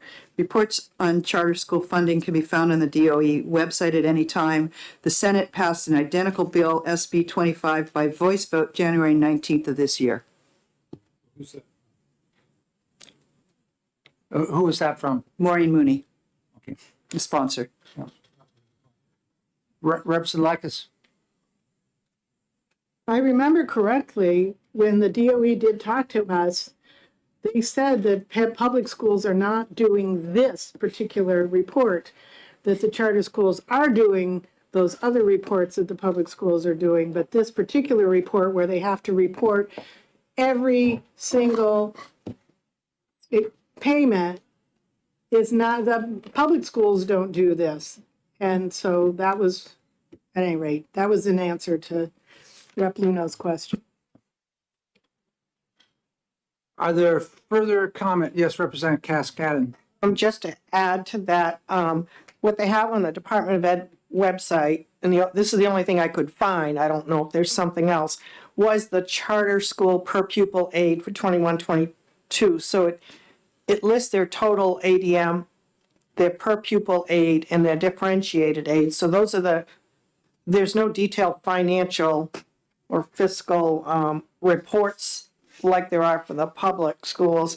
And their accountability plan really has no fiscal information tied to it either. It's all goals driven and how they're going to measure it. So to me, to take it off the books leaves it open-ended for accountability on the fiscal side of it. Further discussion, Representative Myler. Thank you, Mr. Representative Cordelli. Thank you, Mr. Chair. Would it be possible to hold this and have somebody from the department who actually deals with this come and provide some sense of clarification, notwithstanding Representative Mooney's communique?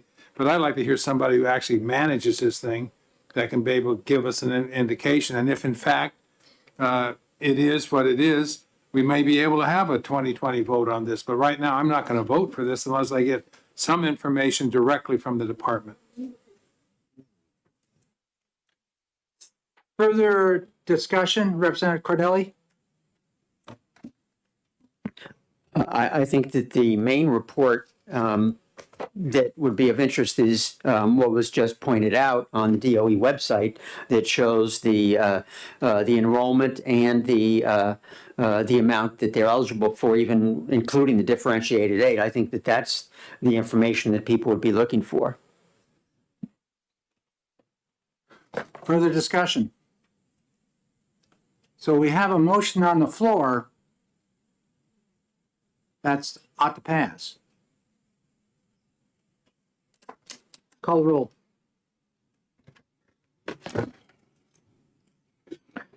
Vice Chairman Cordelli, Yes. Representative Lekis, Yep. Representative Ford, Yes. Representative Belcher, Yes. Representative Dry, Yes. Representative McDonald, Yes. Representative Noble, Yes. Representative Peternell, Yes. Representative Coratiello, yes. Representative Myler, No. Representative Cornell, Representative Lane, No. Representative Luna, No. Representative Ellison, No. Representative Woodcock, No. Representative Hall, No. Representative Balboni, No. Representative Cascadden, No. Representative Damon, No. Chairman Ladd, Yes. 10 yeas, 10 nays. Motion. Okay, what we're going to do is we're going to hold this right here. All right, okay, good. And we will request that DOE appear and provide this information. If it's supportive of what I hear from Representative Dry there, then, you know, we're just going to continue on, and March was, you know, try to, you know, figure this out, a direction we can go, so we can come onto the floor with something that's a little bit Yeah. more. Something on consent. Yeah, yeah. Okay, so what we're gonna do is close this portion of the executive session down. We're gonna leave this. So, Madam Clerk, we have a motion on the floor, ought to pass, was it 10-10? That's where we're stopping. Hold, good. You got the word hold in big print. Printed, not- Printed. Okay. All righty. Going down, 382, we've done that already. 634, I'm going to hold off on this one in case there's a couple bills we know that there's probably mutual consent here. And I'm going to put them at the end in case somebody has to scoot out of here and we want to continue execing. So I'm going to jump over to 441 right now, or down to it. Eliminating residency requirements for public school attendance. Representative Peternell. Thank you. I move ITL on House Bill 441. Is there a second? Second. Representative Dry seconds that motion. So the motion on eliminating residency requirements for public school attendance is ITL, made by Representative Peternell and second by Representative Dry. Representative Peternell, do you have any comments? Yes, thank you. I think this is an interesting idea, but I don't think that the funding formula in the state supports this type of movement between school districts at this point in time. Representative Dry, do you have any comments? Yes, I think it's a complicated subject and we haven't given it certainly nearly enough time to talk it through. Further comments? I have one comment that I'd like to make is that I've been involved with athletics all my life, and knowing and seeing things like this happen where I was in charge of the interscholastic athletics for the state of Alaska, we saw certain schools become hockey schools. And they were the Division I champions for year after year after year, simply because they were going to where they wanted to go to school. And it really kind of, you know, eliminated any other school from being competitive at all. So I agree. I think that are a number of issues. Athletics is just one that we need to discuss, or even to, you know, maybe pursue in the future. But the way this bill is written right now, I agree. I think it needs to be ITL.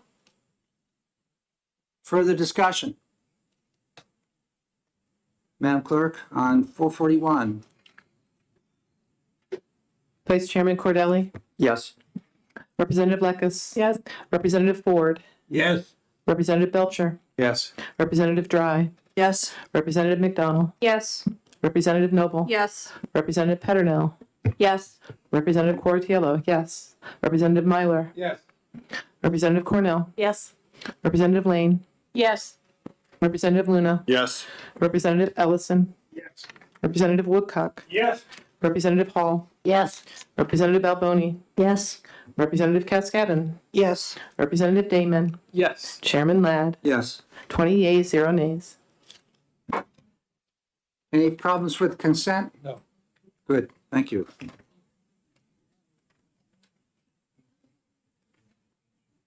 Okay.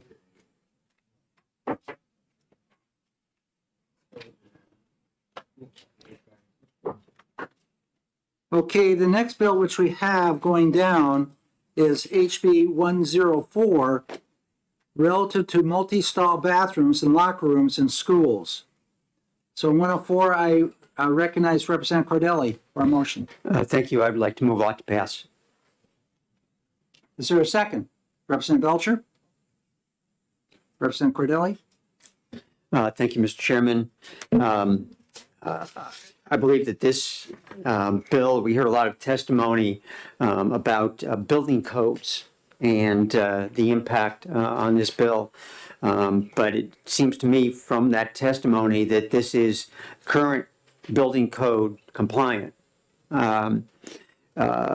Future building codes, who knows what's going to happen? The legislature votes on building codes. So if some building code comes down in a year, 2 years, whatever it might be, there's no guarantee that we are going to modify or pass the building codes as is and change what is current law in terms of the building codes. So that is my primary reason in supporting this. Further discussion? Representative Belcher? Thank you, Mr. Chair. I would just say that for going back in history, this has always been done, keeping male and female spaces separate for a very good reason.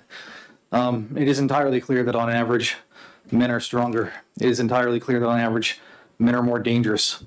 It is entirely clear that on average, women receive more sexual attention than men do. And it is for these reasons that we have to protect female spaces. Further discussion? Representative Damon? Thank you, Mr. Chair. I want to read this brief message from my colleague Leslie McGregor, who's a nurse practitioner who was director of the Baird Health Center at Colby Sawyer College for a number of years, and I believe lives in Plainfield. To the honorable members of the House Education Committee, HB 104 oversimplifies the question of gender. It is unfortunate that the construct of gender is more complicated than we have always thought, but wishing it were simpler doesn't make it so. We know there are individuals who don't feel the gender they were assigned at birth fits their self-image. We know that some are born with ambiguous genitalia, mismatched genitals and gonads, or sex chromosomes that are other than XX or XY. This is biology. The fact that these phenomena are relatively rare doesn't take away our responsibility as a society to make space for anyone for whom these things are true. So saying a locker room or bathroom needs to be same-sex doesn't solve anything. It simply denies the existence of the examples I listed. That's a horrible thing to do to anyone, isn't it? And she says, please vote this bill down and focus on making our schools, bathrooms, and locker rooms safe for everyone. That would be a real accomplishment. I concur. Further discussion? Representative Cascadden? Thank you. Just want to remind that that really it isn't just black and white, but schools are service providers to kids. And what's best for kids is not this bill. So I won't vote for it. Further discussion? Representative Myler? Thank you, Mr. Chair. We live in a different time now. And it's not like when I grew up. Boys were boys, girls were girls. It's a different time. I vividly remember several years ago when we dealt with the trans athlete issue. And we had a young student appear before this committee. She came and she testified. It was the first time publicly that she came out. And she said to us, you know, I love to play soccer, and none of my friends at home know I'm trans. It's the first time. Her mother then followed up and went through an assessment of what they have done to support their daughter. The hormonal treatments that went through, the psychological issues that they went through, both as a family and as an individual. Her decision to change her sexual orientation was not an easy one because of societal issues that are there with trans individuals. It had a profound impact upon me. It's an area that I don't know much about. I admit that. But she, the small student, had a major impact upon my look at when somebody doesn't just decide, oh, I'm going to be a boy or I'm going to be a girl. It's not an easy decision. But when they make that decision, how does society treat that individual? That's the issue here. And if an individual has decided that they want to come out and whatever choice they make, then where do they go to the bathroom? Where do I go to the bathroom? In this case, does she have to go to the male bathroom? She looks just like a girl, dresses just like a girl. She gonna go to the male bathroom? Because it says that was what her birth identification was? This is a very important issue for us to deal with here because we've got a lot of kids who have made this decision with their family. We often talk about parental rights here in this state, in this committee. Students make that decision not by themselves. I would encourage you not to support this OTP motion. Thank you. Representative Cordelli? Thank you, Mr. Chairman. We have also heard testimony from someone who identified as gender fluid, and they changed their gender identity in their mind sometimes on a daily or weekly basis, and had to actually decide which soccer team, the girls or the boys soccer team, they wanted to play on. I have no idea what their genitalia looks like, but how do we accommodate that? If someone's gender is changing on a weekly basis, the culture is changing in many different ways. Some of it is very troubling to me, but I certainly respect that every person is an individual, and every person deserves respect. But I don't think that this is the way to show that respect. Further discussion. Representative Woodcock. Thank you, Chairman Lett. A couple of things came clear during the dialogue from the bill. One was the first word that says all, and I asked about that, if you recall, from the building folks about all. And he said that would mean that every public school would have to eliminate all their gender-neutral bathrooms in that school.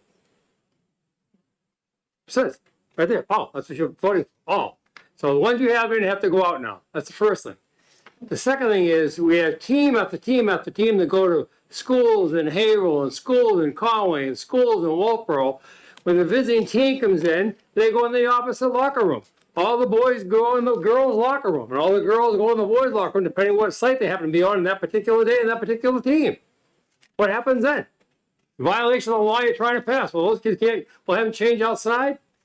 As far as gender neutral and Representative Cordelli's gender fluid soccer example, The NHIA clearly has rules for that. They don't go one team today, one team tomorrow. Come on, Glenn. That doesn't happen. We know that.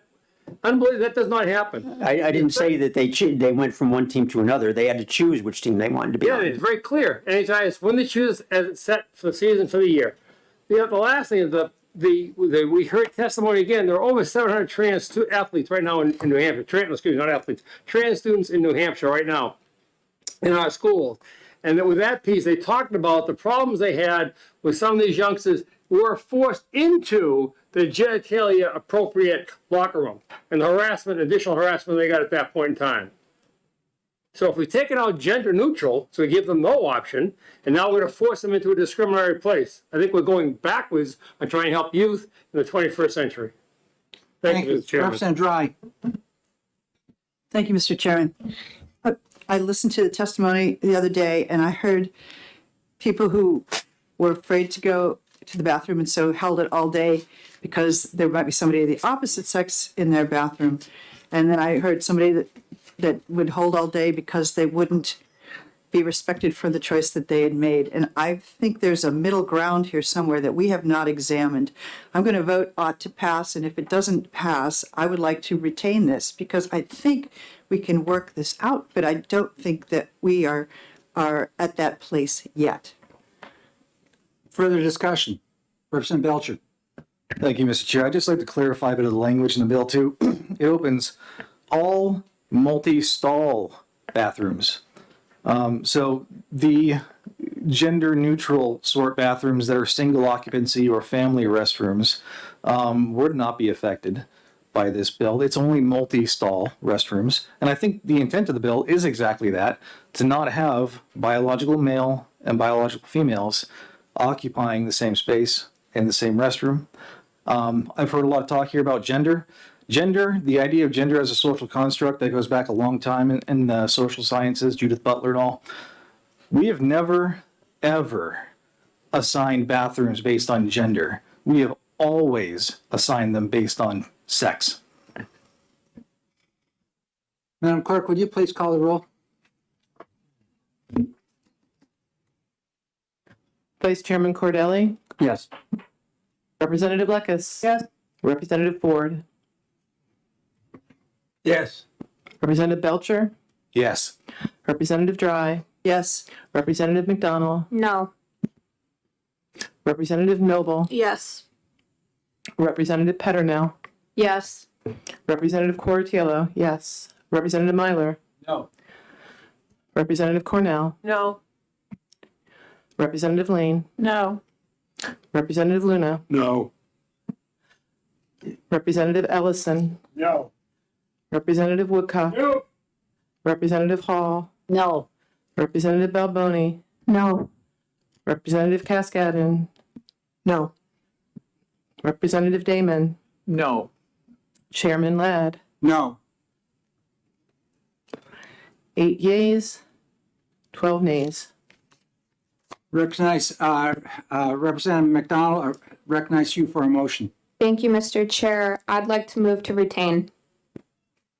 I will second that. Okay. And to speak on the retain motion, I think both sides made some good points. There just doesn't seem to be a need for this at this time. I do not believe that this will really accomplish anything, and it could discriminate against a particular group of New Hampshire students, no matter how small that group. And I do not believe, as Representative Dry mentioned, the building code would comply with this as well. So at the very least, we should wait to make a decision on this until that were to be updated. And again, there are several places within the bill as worded that I find confusing and conflicting with existing statutes, such as the word all, as was mentioned. I think it's restrictive of many groups of students who might find themselves in certain categories, many groups of different gender identities. And for this reason, I do not believe this bill should pass at this time and should be reconsidered by the committee at a later time. Thank you. And I will respond that I think Representative McDonald said it all very, very well. There is a lot of work that needs to be done on this before I will be prepared to move on this topic. So I very much support the need for retention. Further discussion from the committee? Madam Clerk, will you please call the roll? Vice Chairman Cordelli, Yes. Representative Lekis, Yes. Representative Ford, Yes. Representative Belcher, No. Representative Dry, Yes. Representative McDonald, Yes. Representative Noble, No. Representative Peternell, No. Representative Cortiello, no. Representative Myler. No. Representative Cornell, No. Representative Lane, No. Representative Luna, No. Representative Ellison, No. Representative Woodcock, No. Representative Hall, No. Representative Balboni, No. Representative Cascadden, No. Representative Damon, No. Chairman Ladd, Yes. 6 yeas, 14 nays. Okay, is there a motion? Representative Myler? Ms. Damon is going to have a motion, please. Thank you, Mr. Chair. I move ITL. Is there a second? I'll second that, Mr. Chair. So a motion for ITL on this bill, made by Representative Damon and a second by Representative Woodcock. So in addition to what I already stated about the reality that we're trying to oversimplify gender inappropriately, I think it's worth noting the substantially increased risk of suicide in the population of people who are trans, and requiring single-sex bathrooms is essentially outing them whether they're ready or not. We are shared humanity. Trans rights and safety can coexist. We don't need to be protecting these students from each other. The students spoke so eloquently when we did the hearing. We need to ITL this bill and respect this population. Thank you. Further discussion? Oh, never mind. Thank you. Never mind. Is there further discussion from the committee? Representative McDonald? Thank you. I have a question. What is the procedure if this motion fails because the prior two motions also failed? There'd be a no recommendation. All right, thank you. Further discussion? Representative Myler, your red light's on. I just didn't know if you had you're good? Okay. Sorry, Mr. No, don't worry. Okay, so not seeing any more discussion from the committee, Madam Clerk, would you please call the roll? Vice Chairman Cordelli, No. Representative Lekis, No. Representative Ford, Yes. Representative Belcher, No. Representative Dry, No. Representative McDonald, No. Representative Noble, No. Representative Peternell, No. Representative Cortiello, no. Representative Myler, Yes. Representative Cornell, Yes. Representative Lane, Yes. Representative Luna, Yes. Representative Ellison, Yes. Representative Woodcock, Yes. Representative Hall, Yes. Representative Balboni, Yes. Representative Cascadden, Yes. Representative Damon, Yes. Chairman, I want to reconsider my vote. Change it. Well, we got to wait till all the Chairman Ladd, no. Is there a reconsideration on your vote? Because I haven't put the gavel down yet. Yes, but- but You'd have to, wait. You're currently yay? I want to be nay. Okay, okay, so it's Madam, 10, what, Madam Clerk, would you 10. please call it, yeah, or announce the 10, results? 10 yays, 10 nays. So this bill comes out with no recommendation.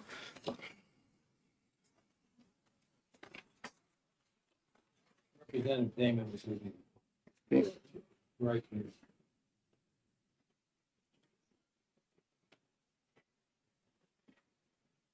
And I assume Representative Cordelli, you do the OTP. Okay.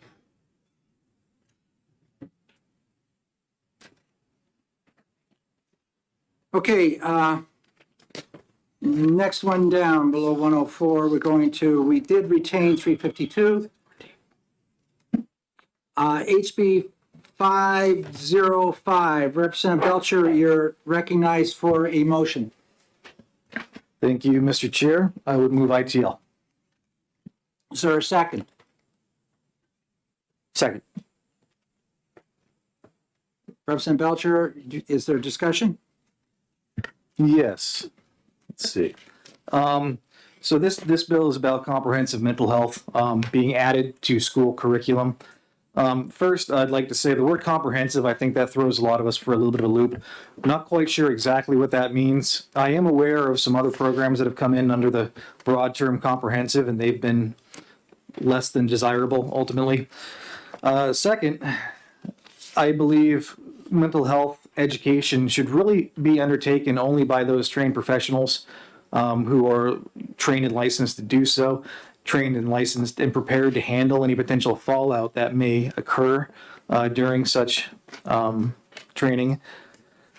Again, when we get into ideas such as self-care, mindfulness, and other things, believe it or not, we're actually starting to bump up against ideological, ethical, political, and even religious ideas that may be controversial.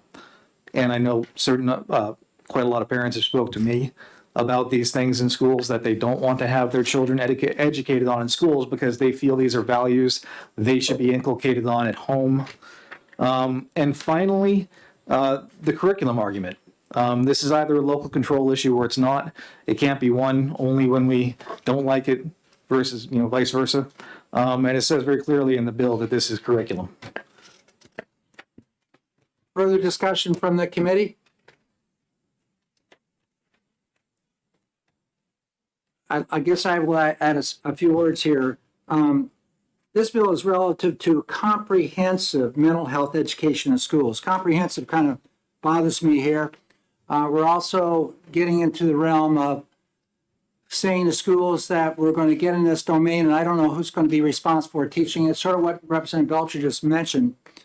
But I also know that there's another bill that's coming forward from the Senate, it's Senate Bill 151, which has bipartisan support over in the Senate, which does not have a financial note attached to it. So my position on this, I'd rather see this bill retained in this committee until we have our eyeballs on 151 and we can move that best bill forward. Thank you. Further discussion? Representative Myler. Thank you, Mr. Chair. I'm going to support the ITL motion, not because of the comments that Representative Belcher mentioned, because I disagree with much of what he said, other than the issue that this is a local control issue. Thank you. Further discussion? Representative Luno. So thank you very much, Mr. Chair. And with no disrespect to what Representative Myler just suggested, I would support a retain motion on this to see that to make sure Senate Bill 151 gets over here, and how that reads, because I think it is important that we do something, given the just given the situations that I think we're facing today with young people, and whether that means having a little bit better definition to what comprehensive means. But I'm not I guess thinking that this is a mindfulness session or something from a psychotherapist or a psychologist, but something that talks about access to services and services covered by insurance and Medicaid, and signs to look for, like what Judge Broderick talks about, and how we go about helping others to do that. I don't see this as a clinical type of thing for our students, but something that like what we're trying to do with the information on the back of student ID cards, to just give them someplace to turn, and you know, make sure that our community is sensitive to helping out, or you know, a classmate recognize that maybe they need a little bit more support, or access to services. That's all I'm thinking. So I think Representative Ladd has suggested maybe a good way forward with Yeah, this. and if you don't mind, I'd like to just add a comment. I talked to the counselor up at Woodsville High School. We're not a very big school, probably about 250, 260 kids approximately. The counselor called me up and indicated, we're losing the assistant I have in the office to work with students, whether I'm providing information, guidance, or counseling. The counselor has the proper standards or certification required to work with kids that have, are perceived as having some kind of a mental, behavioral type issue, whichever it may be. And she indicated to me she's really concerned that by losing this person that she's had working with her under her direct supervision, that there's not going to be the personnel within the building other than herself that's properly trained to know how to counsel and work with students that come looking for this type of help. In the past up there in Woodsville, we've used Amanuensick Community Mental Health. They came into the building and served that purpose. What's going on now, though, is Amanuensick is so overloaded with people in the general public, they can't afford to let an individual come into school. They don't have the personnel either. So the question being, does the school district now have the funding to hire a person that's going to properly do it? They understand that we just can't let anybody in this school do this because the consequences could be horrible. They don't have the money. So now here we are at a position where we have a huge mental health issue in our schools. Other health impaired, I mentioned in the IEP area, is a skyrocketing category within special education now that deals with mental health issues. So I, for one, feel that this is a critical issue in our society, in our schools. But we better make sure that we're going to do it with the proper personnel. And I, as a classroom teacher, was not qualified to do this. I don't believe many teachers are. And so therefore, we need to make sure we're hiring the right people to do this. So this topic needs, as Representative Luno has indicated, I also agree, needs to be retained. We need to be working with the Senate right now. It's already doing this with 151, but we also need to be working with other groups such as Amanuensick Community Mental Health and finding out how we can best satisfy this and accomplish it in the schools. Representative Woodcock. Thank you, Chairman Ladd, and I would concur with your thinking as well as Representative Luno's.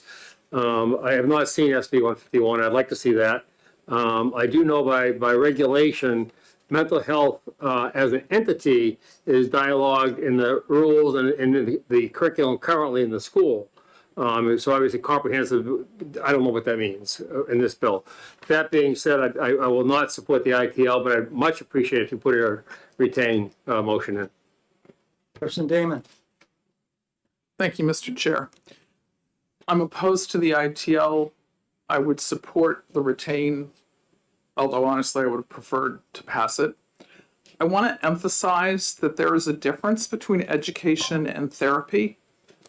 There's no difference between teaching students markers of depression or anxiety and teaching them risk factors for heart disease. You don't make the condition happen because you acknowledge that these diagnoses exist. Depression, for example, does not always present the way that people stereotypically would think. A person can superficially appear to be going along just fine when in fact they are not very well at all in their mental health. I would hope that we could retain it, look at the Senate bill, and come out with something that does provide education on mental health conditions to our students sooner than later. Representative Dry, and then Representative Lekes. Thank you, Mr. Chairman. I'm never a fan of long lists as part of a mandate, but is there anything that would preclude a school from teaching comprehensive mental health, even if we don't declare it here that it needs to be done? I, for one, am not qualified to answer that question because I don't know what's meant by comprehensive mental health. I don't have an answer for that. I think we're starting to step into a domain which I'd be very careful of walking into with what I say may not be appropriate in trying to help somebody. And to what degree how far do I go? Representative Belcher? Thank you. If I could just clarify, when I brought up ideas of self-care and mindfulness, I wasn't just pulling these out of the ether. I did actually research what other states are doing under what they call comprehensive mental health education, and these are under that rubric. Representative Lekis? I believe it was mentioned during the public hearing that mental health on the level that Representative Bluno was talking, a basic, this is what it is, and, you know, places to go is taught in health. It is part of the health. Am I not right? Yeah. It is part of the health program now. And so that's the question, is what beyond that means comprehensive, because we are being taught in mental health. It's part of the standards or whatever that, you know, it's being taught now on the level which you were talking about, Rep. Bluno. And so how much deeper do they want us to go? That's. Representative Cascadden? Thank you, Mr. Chair. The Ed Rules 30640 are health education programs, which also identifies that the goal is to practice health enhancing behaviors and health risk, but there's also a specific identification to mental health as one of the requirements. And I think Representative Woodcock had pointed that out. And certainly we're having conversations here about two extremes of the term mental health. And I think until that's clarified, what do you mean by mental health? I have a mental health today. Does it show? No. I hope it doesn't. As opposed to, you know, you're talking to a general group in school, you're going to generalize and just make them aware of some of the risk factors, where they could lead, how they can intervene, how they can adapt their behaviors. Whereas we don't know if that Senate bill is really talking about therapy or extensive behavioral supports that are going to change diagnoses, behaviors that are really interfering with a child's day-to-day function in life. So the term mental health gets thrown out in the field like it's, you know, it's all kinds of things. But for a public school perspective, it is touched upon, it is taught in a very broad sense. It does not deal with, the health teacher does not provide individual therapy by any means. And guidance counselor would not provide any therapy either, unless they're highly trained. So I think that information needs to be vetted out. Like I think you said, comprehensive. Well, that's what we had, when we looked at 306 and we added in wellness topics and such as that, which are there in 306. Yeah. You're correct. These are not getting, I don't know how far this is getting down into the weeds. Right. Right here. I know how we've been functioning, and the counselor up at Woodsville explained that to me. And there's many schools that are having even a specialist when they delve into this type of instruction. I have times used my nurse, who at that time had a 4-year degree plus a master's, Right. and had a very good understanding and had training in that area. But it's a rare find to find a nurse like that for a school, or even a counselor. So Yep. And I think after we had a presenter the other day, I mean, a lot of our schools in the North Country actually required all of our staff to be trained in youth mental health first aid, so that the regular ed teacher would know those signs to be able to seek out assistance. But anyway. further discussion, Representative Cordelli? Thank you, Mr. Chairman. The fiscal note says that districts might experience new cost in purchasing curriculum. we've had several bills, communism, civil rights, etc., that were not passed because we don't get involved in curriculum. But here we're getting involved in curriculum, but are we getting involved with curriculum because of the name of the subject matter? I think we need some consistency here on the committee. Further discussion? Representative Luno. Thank you very much, Mr. Chair. So to that point, Representative Cordelli, I mean, this is a modification of an existing statute that's specifically directed towards health education, physical education. And I think it's in a part of the law where it's somewhat by, what is it called? Is this the one that's under studies? Yes. Yeah. So, and it's an area that I think the legislative budget assistant has suggested could actually be worked on a little bit more. Right now I think it's generally focused in the wellness area, and so I'm not, again, I'm not suggesting an ought to pass it at this point. Very excited to see 151 make it over here. However, I think it's still in committee, in the Senate. Come on, docket. And this gives us, at least a vehicle that I think could be, could be used should, for whatever reason, that stall out somewhere. Further discussion, Representative Cordiello. So Representative Cascadon had just mentioned about training teachers in youth mental health. I don't know if that, and to me, that's what we should be doing. I don't believe a class, a curriculum for the students. If the overall issue is to help with the mental health crisis, I believe teachers should be more aware of the students and exhibiting symptoms of mental illness. So I am concerned about the class teaching. I just wanted to get that out there, that I think I appreciate the issue, and that this is a problem, the mental health issue. It's a matter of how do we address it, and I believe it's more about having the teachers better trained. Further discussion, Representative Cascadon. Just to add, I don't see this as a curriculum. I wouldn't want to buy a curriculum in this field. That's not our expertise, for sure. So I don't see it as a curriculum needed here. And it certainly doesn't fall into the criteria of what's required in adequate education. Further discussion. Everybody's back. Madam Clerk, would you please call the roll? We are dealing with HB 505. The motion on the floor is ITL. Vice Chairman Cordelli, Yes. Representative Lekes, Yes. Representative Ford, Yes.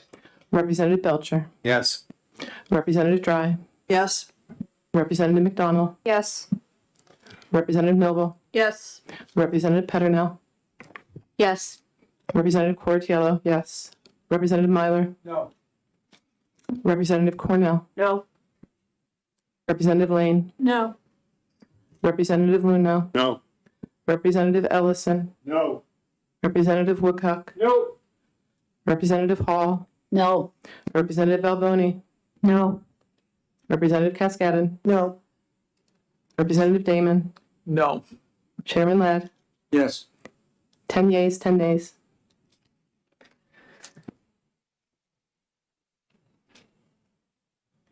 Is there a motion, Representative Myler? Yes, I'd move to retain this bill. The motion to retain, second by Representative Damon. Representative Myler makes the motions. Representative Damon seconded it. Representative Myler. Just go to the vote. Go to the vote. Representative Damon. Further discussion. The motion is to retain this bill. 505. Vice Chairman Cordelli, Yes. Representative Lucas, Yes. Representative Ford, Yes. Representative Belcher, No. Representative Dry, No. Representative McDonald, No. Representative Noble, No. Representative Peternell, No. Representative Cortiello, no. Representative Myler, Yes. Representative Cornell, Yes. Representative Lane, Yes. Representative Luno, Yes. Representative Ellison, Yes. Representative Woodcock, Yes. Representative Hall, Yes. Representative Balboni, Yes. Representative Cascadden, Yes. Representative Damon, Yes. Chairman Ladd, Yes. 14 yeas, 6 nays. This bill will be retained. Next bill down is, I'm going to jump over 539 right now. Going on down here to 6. Yeah, I don't have, oh yeah, HB 627. 627 is a bill that's dealing with establishing a teacher candidate loan forgiveness program. No, wait a minute. No, excuse me, we did that. I gotta jump back up higher. Relative to local education improvement plans and disparities in education. I think I got it right there. Representative Lekis, is there a motion? I move retain. Is there a second? Second. Motion made by Representative Lekis to retain, second by Representative Ford. Representative Lekis? I think this is something that the committee as a whole needs to work on. There seems to be agreement in needing accountability, but there seems to be disagreement in how it's done. I had hoped that by putting in the wording from the Democrat bill last year that there would be more support. Apparently that is not the case. So I would like to work on this, actually work on this and have subcommittees and whatever and see if we can as a committee come up with something that we all agree is appropriate accountability. Further discussion from the second? No, Arthur. No, okay. Open to the committee for discussion? Not seeing any. Madam Clerk, would you please call the roll? The motion is to retain 627. Vice Chairman Cordelli, Yes. Representative Lekis, Yes. Representative Ford, Yes. Representative Belcher, Yes. Representative Dry, Yes. Representative McDonald, Yes. Representative Noble, Yes. Representative Peternell, Yes. Representative Cortiello, yes. Representative Myler, Representative Cornell, Yes. Representative Lane, Yes. Representative Luno, Yes. Representative Ellison, Yes. Representative Woodcock, Yes. Representative Hall, Yes. Representative Balboni, Yes. Representative Cascadden, No. Representative Damon, No. Chairman Ladd, Yes. 18 yeas, 2 nays. Okay. 18-2. Next bill we have on the docket here is HB 514, relative to dissemination of obscene material by schools and institutions of higher learning. 514. Thank you.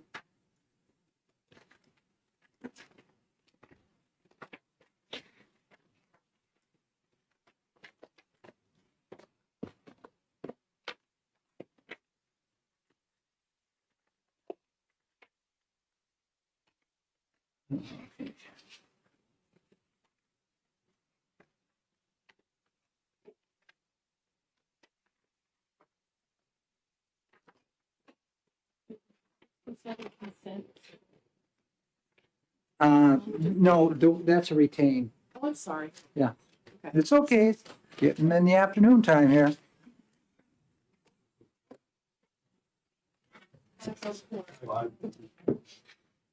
Right, 1-4. We're talking about 5-1-4.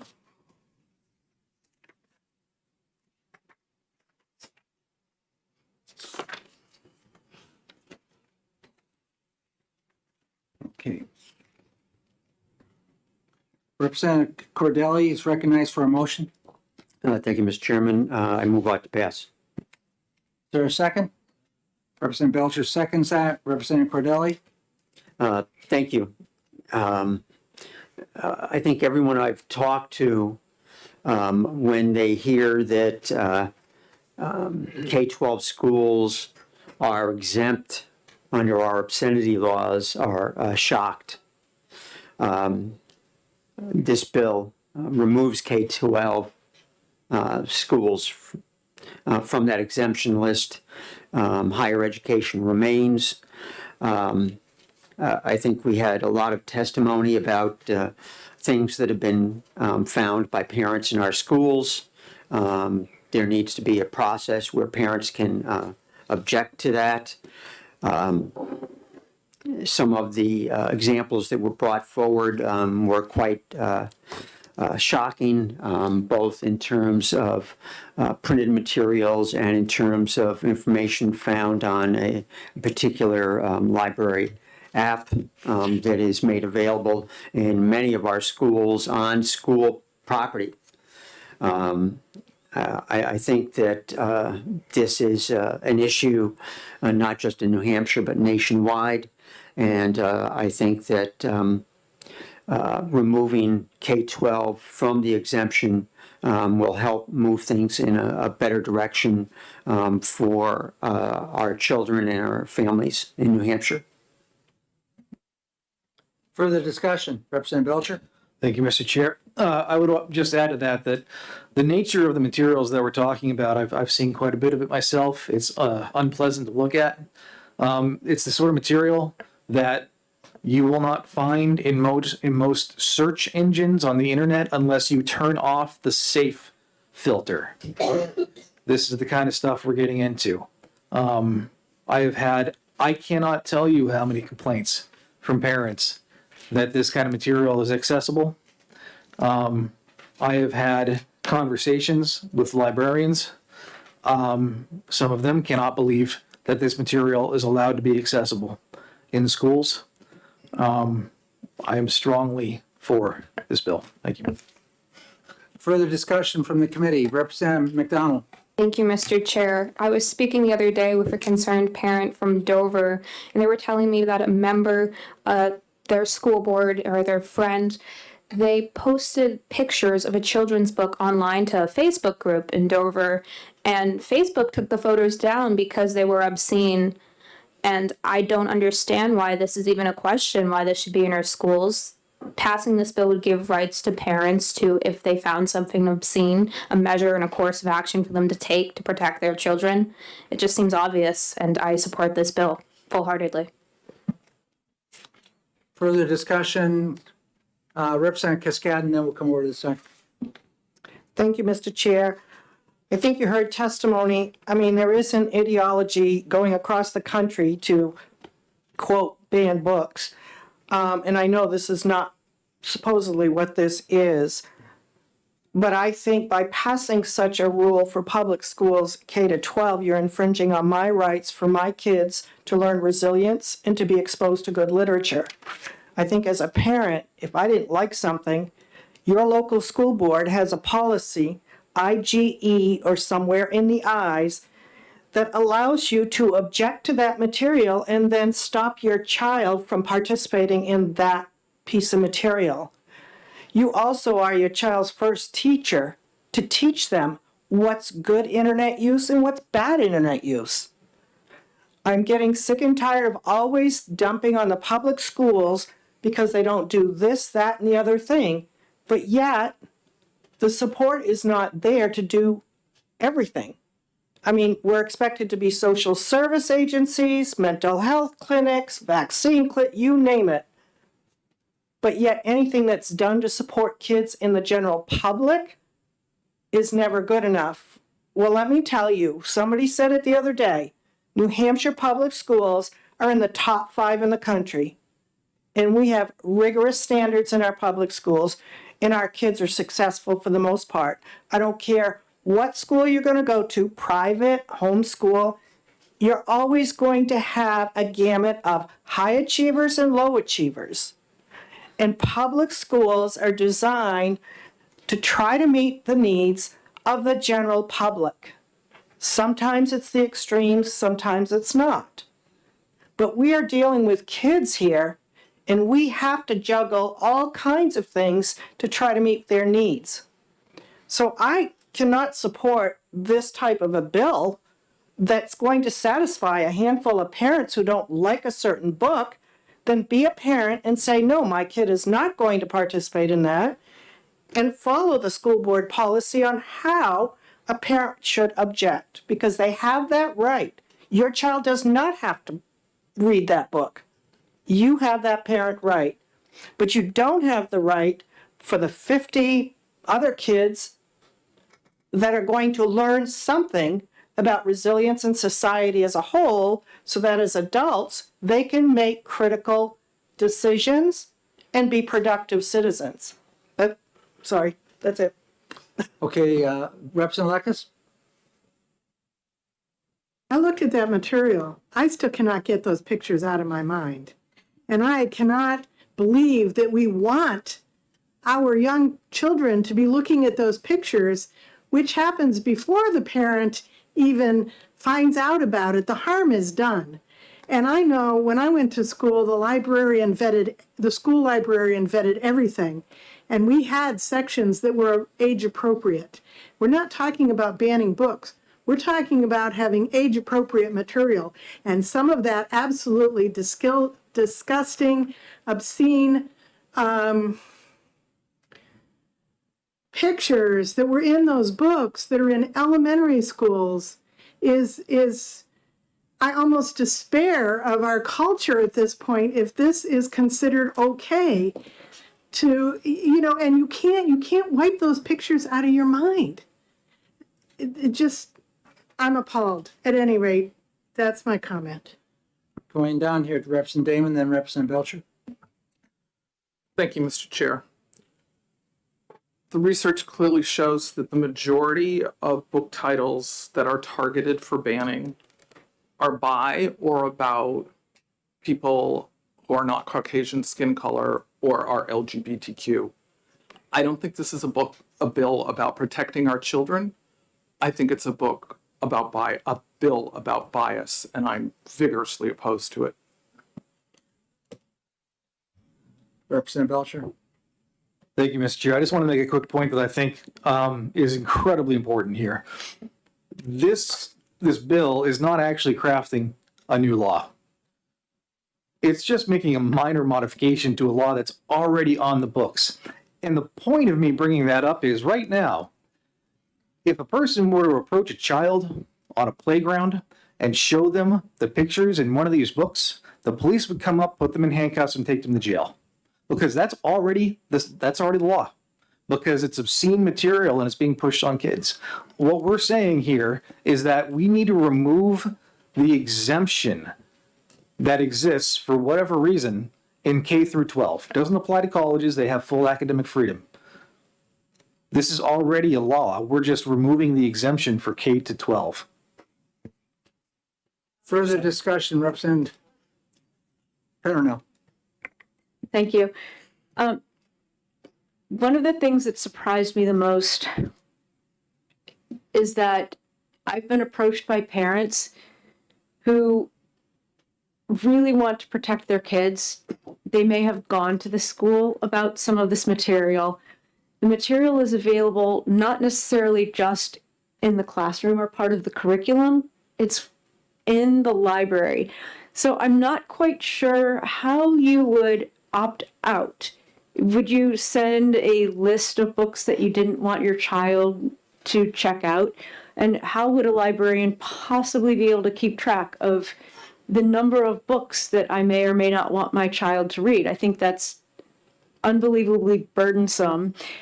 And I think that this bill gives those parents who feel like they've gone to the school board, taken the proper channels, and still not been heard, to have a law that has some teeth in it that they can utilize so they don't feel powerless anymore about when it comes to protecting their children. Thank you. Representative Noble? We do have a policy in place in Bedford for a parent to go through the process of removing a book. And we had a mom that did this last year.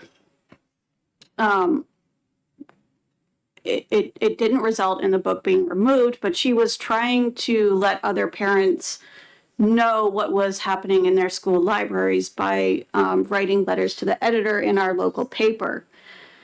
And she was taking direct quotes from the books. And the paper told her that they could no longer publish her letters unless she were to summarize and not use a direct quote because it was too graphic.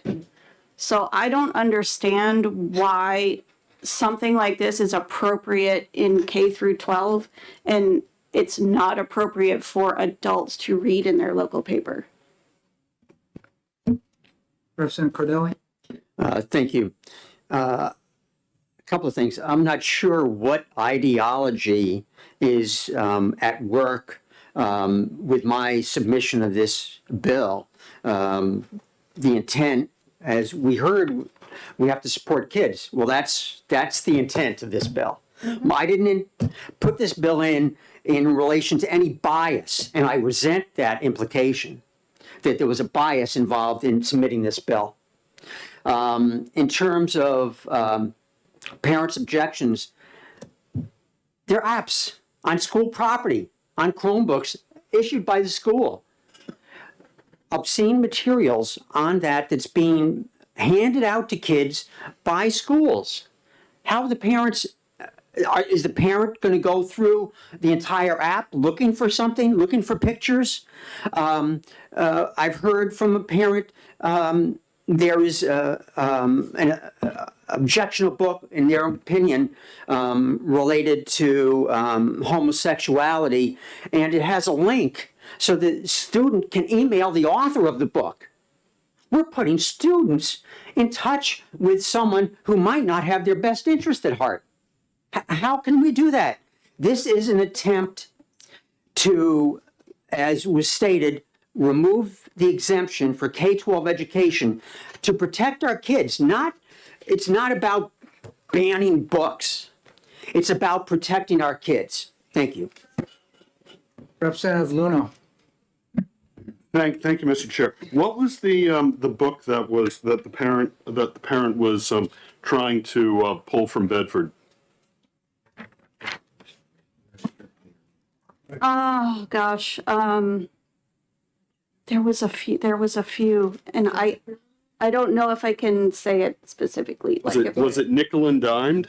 No. 'Cause that's yeah. what I saw pulled up in Bedford, New Yeah, Hampshire. that happened many years ago. No, Okay, okay, so parents are trying to pull books off shelves then, like Nickel because and Dimed. I'm not sure exactly which one it was, so I don't want to put it out there. I mean, it could have been Lawn Boy, because I know that had come up at one point. Yeah, Nickel and Dimed is, Yeah, that is not the one that I'm talking all about. right, that was tried on the Bedford policy Yes, by other parents. many years ago, Okay, yes. thank you. Could I? Yes. I just want to add one more thing to my story. The mom that went through this process, they ended up pulling their kids out of the public school. So I think this really creates a trust problem, which is already an issue with public schools right now with parents. And I just think that this erodes it even further the more people learn about what's in the kids' library. Representative Woodcock? Thank you, Chairman Leonard. I would agree with many of the things that Dr. Cascaden had indicated earlier. So I won't go over the fact that parents can have the option to pull out, and that parents can tell the librarian not to put it out, and the parents' responsibility for what their children do. And parents could train children to be clear what they can or cannot read. I won't mention that. But what I will mention is part 3 and part 4, having been in that capacity on page 2. It said the school principal or his designee shall determine what material is subject to complaint if it's harmful to minors. The school principal shall determine if it should be removed or restricted. Why should I have the ability, when in that capacity, to tell one parent what's good for one and not good for the other? I do think there's a lot more in this bill than just the concern about pornographic materials that shouldn't be in children's hands. I have no problem with pornographic materials not being in children's hands. Absolutely. All right. And I personally didn't look at the picture that was passed up the other day. But that being said, I have a real concern about one person, the school principal, who's going to decide what's good and what's bad.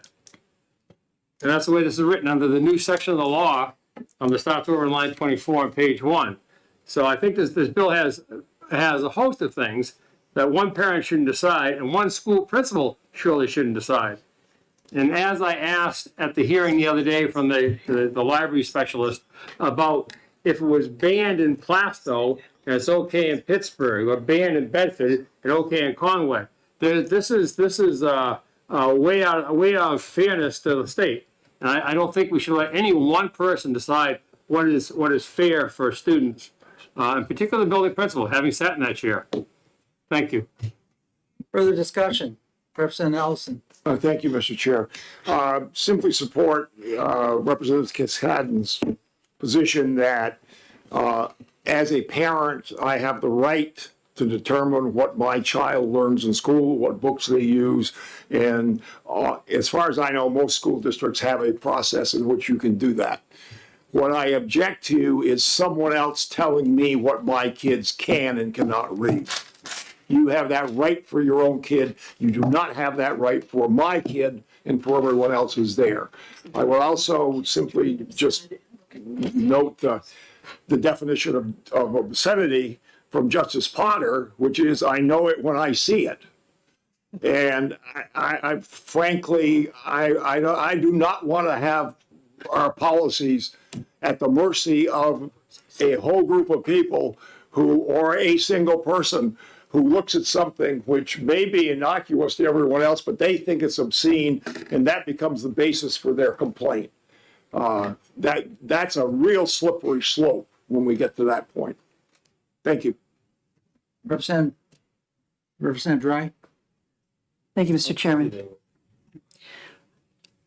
Yeah, I'd like to just expand on Representative Woodcock's comments. After the school principal or designee has a decision, regardless of which way it goes, there's a response for an appeal that goes to the school board. And if there's still a response from, if a school board decision is not acceptable, either party can go to the Department of Education. So it's not just one person's decision. Yes, at one point it is, but then there's a large appeal process.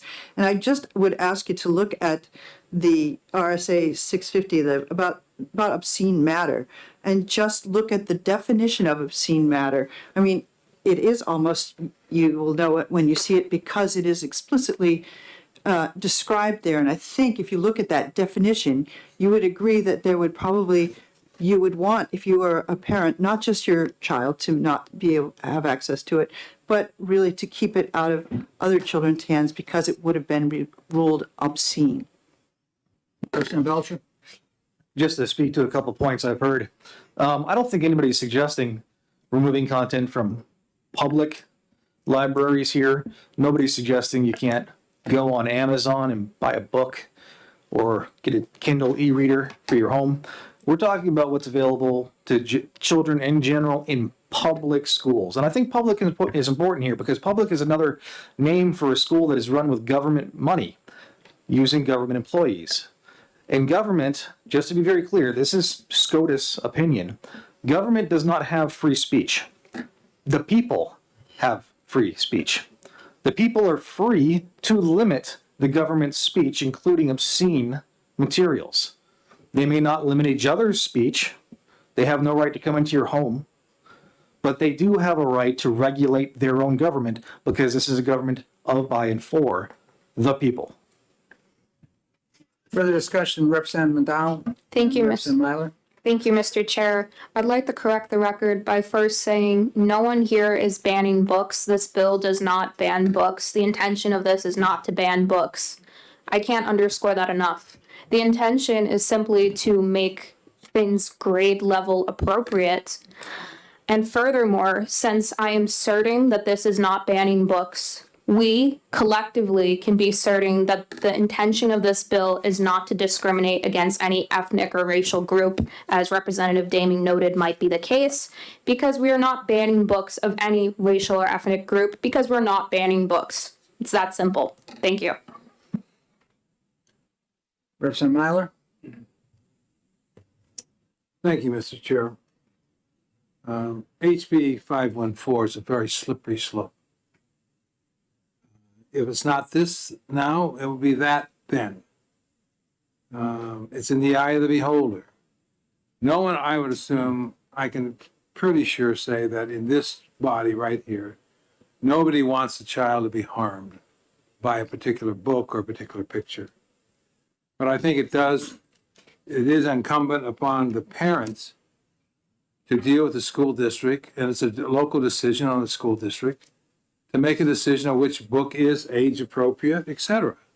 I mean, those policies are already in place. And I'll speak personally about a book that was mentioned just a minute ago. This goes back to the slippery slope question. I've read The Lawn Boy. I made sure my grandkids read The Lawn Boy. We talked about the concepts in The Lawn Boy as a teaching moment. Now, that was fine for me. But for some other parent, they may not want their child to read The Lawn Boy, and that's perfectly okay. My point is that we cannot make decisions on something this important for kids and for parents in dealing with their children on what they're going to learn and how they're going to learn it. And I think this goes way beyond what's needed at this point in time, because I think there are policies already in place. There are due process issues that are already in school districts where parents can challenge the appropriateness of a particular article, etc. I do not think that this is necessary. I think it goes way beyond what we have right now. Thank you. Further discussion? I haven't weighed in on anything at this point in time, but I do have a couple more like technical type questions here. I'd like to look at line 6. No recognized or established institution in the university system or the community college system of New Hampshire. Now, I do know for a fact that we have certain classes taught at the university system in the area of criminal justice and cybersecurity, which these types of obscene materials are used as used in the instructional teaching process. But is it possible, the way this bill is written now, that this will be seen as an obscene matter and there could be a possible hearing as a result of using these things in the classroom? Representative Lekes. That line that you're talking about, no recognized or established institution in the university system or college system, museum, public library or governmental agency, etc., shall be arrested, charged, or indicted for any violation of a provision of this chapter. They're being exempted from this chapter. So no, we are not going to be doing anything to them. Read that sentence all. It says, until such time. Read the rest of it. Read the rest of it. Till such time as the material involved has been the subject as an adversary hearing wherein such institution or person is made a defendant, and after such material is declared by the court to be obscene matter, such institution or person continues to engage in the conduct prohibited by this chapter. The sole issue at the hearing shall be whether, and that gets then covered under. No, the last sentence. The sole issue at the hearing shall be whether the material is obscene material. That's what I said, because that comes under Title 62. Yeah, Representative Belcher. Thank you, Mr. Chair. Actually, if instead of looking at that, you look at lines 1 and the following line, justifiable and non-commercial private dissemination. If you were then to go over to RSA 650:4, and read that, you'll find that the modified sentence here is actually a affirmative defense against any sort of hearings or prosecution under this article. So that any higher education is absolutely exempted, Is what? is totally exempted from this. And look at the next section. You actually have to go over to 650:4 to read how the next sentence modifies that one sentence in that law under justifiable affirmative defense. It also says that it may only be initiated by the county attorney, the county attorney general, the Department of Health and Human Services, or the Department of Education. So it's not some parent or student or whatever. And it's covered all by the criminal code. Sorry. Well, that still rings a concern to me. The other part that I have a concern on is down on lines 29 and 30. Complaints submitted by parents or permanent guardians. In statute, what's the difference between a permanent guardian and a guardian? Or is a child placed in foster families able to make a complaint? They're not able to make a complaint, but they're the ones that are supervising and taking care of that child.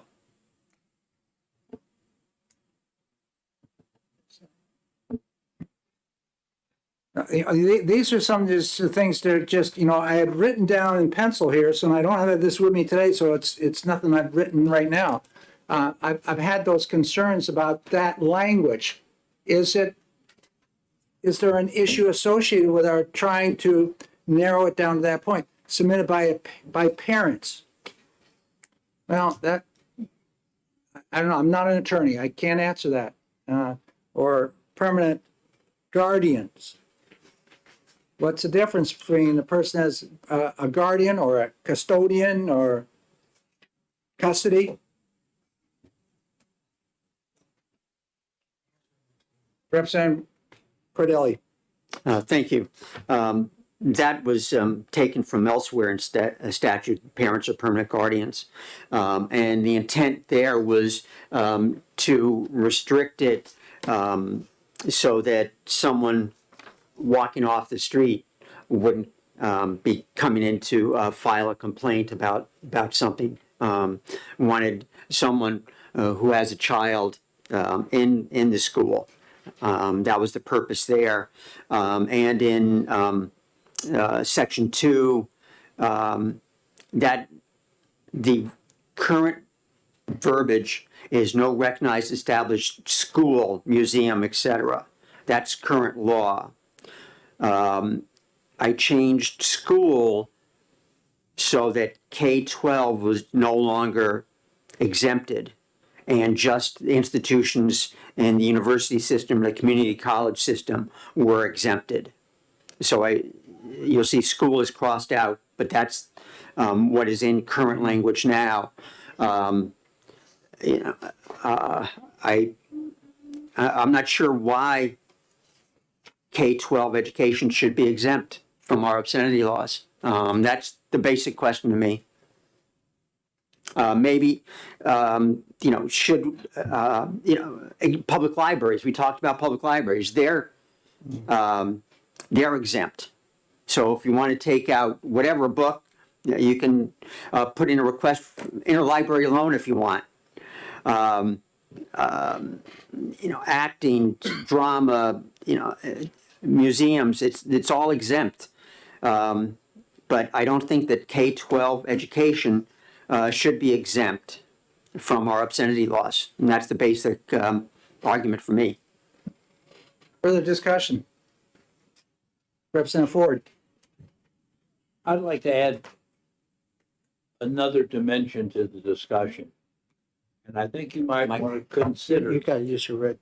Yeah. I think you might want to consider making a distinction when you're talking about obscene, about visual images as opposed to written documentation, such as a novel, which might by some be considered obscene. But if you make that novel in and of itself obscene, and I stop by my girlfriend's house and I have my books from college there, and her little brother reads it or plays with it or looks at it, suddenly I am a child abuser by your definition. Well, it's worth considering because her parents are going to be on my case and they're not going to mince words. Representative Belcher?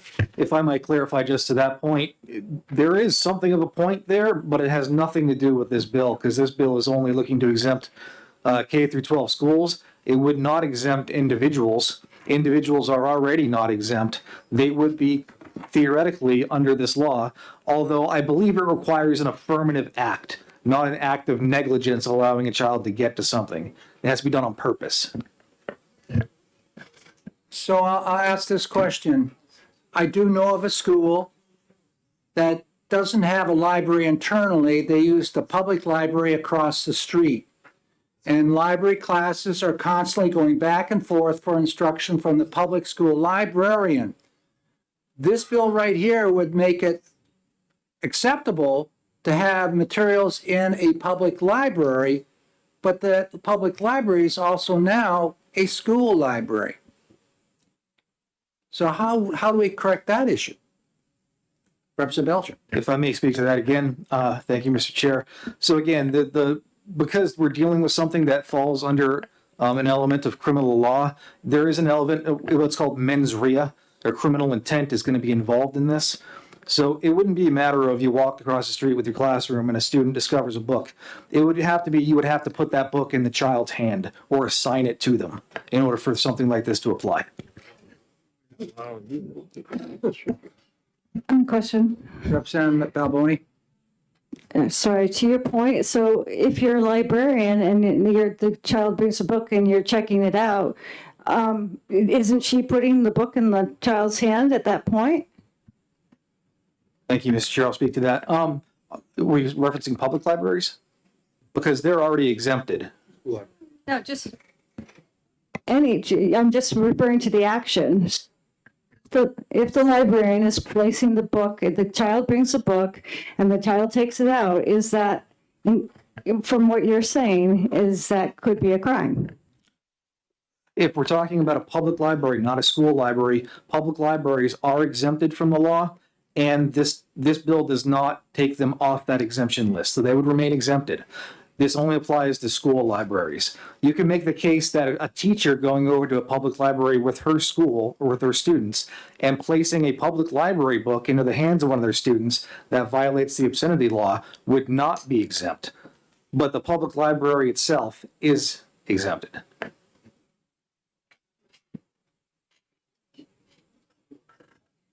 I can say that this situation is occurring in one of the schools in my district, where the teachers walk over across the street to the public library, and the public librarian, along with the teacher or teacher assistant para that goes with them, helps sign these books out. So, and being a public library, which is exempted, they're going to probably come across obscene material. Representative Cascadden. Thank you. Just to give another example, I was a superintendent for the Lime School District, and the person who did the library media for the students, K-8, was the public librarian, and the library for the school was the public library across the street. Yeah. And she taught the classes. So how do you distinguish between public and private, public and school? Because they had a dual role. Representative Petterton. If we're going to get down into the weeds like that, would it be possible for the parent to just say, I think the books in the public library are obscene, therefore my child cannot participate in that class going over to the library? I mean, so that's a moot point then. Representative Woodcock. Thank you. And I can't keep up with the computer though. Robert Belcher over there. I still have my flip phone. But it does say in the First Amendment, book banning, definition. We keep on talking about it's not book banning. I'm thinking if you take a book out of the library, then you're banning it, but I must be wrong.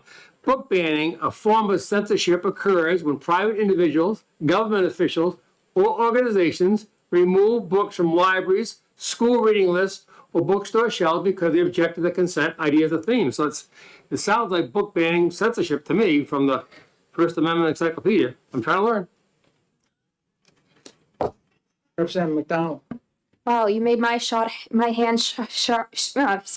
made my hand shoot up very fast, Representative Woodcock.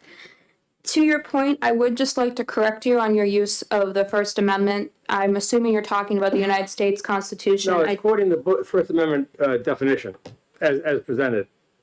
That's all. What is my All right. definition? Oh, according to First Amendment. So I believe Representative Belcher was the one who noted earlier that the freedom of speech in the First Amendment applies to the people and not to the government. Again, public schools are government entities, so they would already be exempt from those.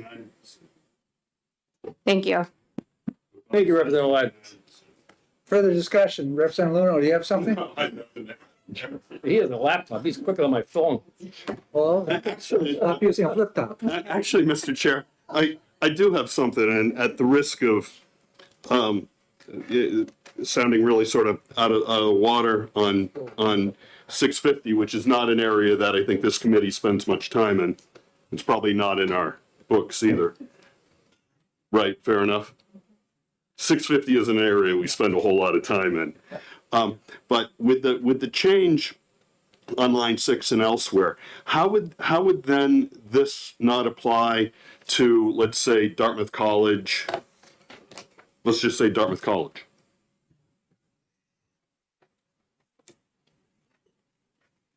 No, Well, for one thing, Dartmouth College was established before the state was established. And so Dartmouth is not beholden to much of what we do. in terms of degree granting authority, but you know, when look, I mean any of our private colleges, but you know, in looking at 650, and again, I don't have a lot of experience with it. It starts with definition. It then talks about offenses. A person is guilty of a misdemeanor if he commits obscenity when. Talks about this, doesn't say that a person employed at a government, institution, doesn't say that. The first use of the word government is in section 650:4, where it says justifiable and non-commercial private dissemination. So non-commercial private, and it talks about. It just uses the word governmental there, but it's not used anywhere else until you get to 650:6. And the word governmental agency, I don't think applies to all of the other descriptors in there. And so when you take out school and you replace it with university system and community college system, I think basically you're saying it now applies to all schools that are not part of the university system or community college system. I mean, am I missing something?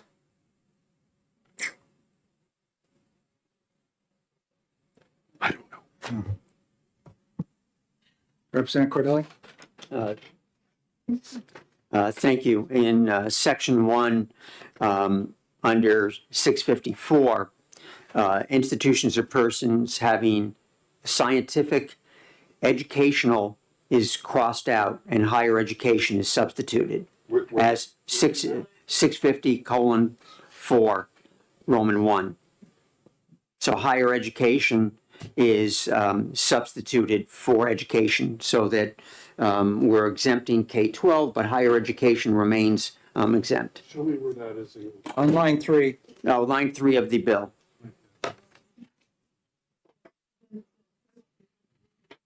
Means them. Mr. Chairman, may I help on this one, I think? It actually is going to make more sense to you if you go to the actual RSA 650:4. And if you go there, what you will see is it says justifiable and non-commercial private dissemination. It is an affirmative defense to prosecution under this chapter that dissemination was restricted to the following, when it then has line 1. So it doesn't say all that in the current bill you're looking at. But it modifies line 1 under that section, and that's where that exemption comes from. So it's basically the same mistake I made earlier today. Depends on prosecution. But you're still going through the hearing, you're still going through. You're exempt from prosecution. Further discussion? Representative Cordiello? I just want to, I've been thinking about this and about what you said about this whole situation where the public library or the public school kids are going over to the public library. And as you know, I work in a public library. And I'm thinking we are experiencing similar problems where people are objecting to obscene books in our collection. And fortunately, those books are kept in the adult section. So I would hope that if a public school is using the public library for their kids to go over, that they would only let the students be in the children's room where those materials generally are not kept. I just want to get that out there because I'm thinking this whole time about it, and I don't know how. K to 12. Okay. See, that's a problem with public library because anybody can go and access. Yeah, but anybody can access. You go into a public library and you can do your best to kind of separate the kid stuff from the adult stuff. But, you know, the kids are free to go wander up to the adult section where there are some very questionable books. So I just want to get that out there just from my experience. Let's vote. Is there any further discussion on this bill at this point in time? Mr. Chair, I'd ask for a 3-minute caucus, please. You may. Is that fine with you? Okay. And let's make it a little bit longer in case people have to make an entry somewhere else. So make it about 10 minutes, please.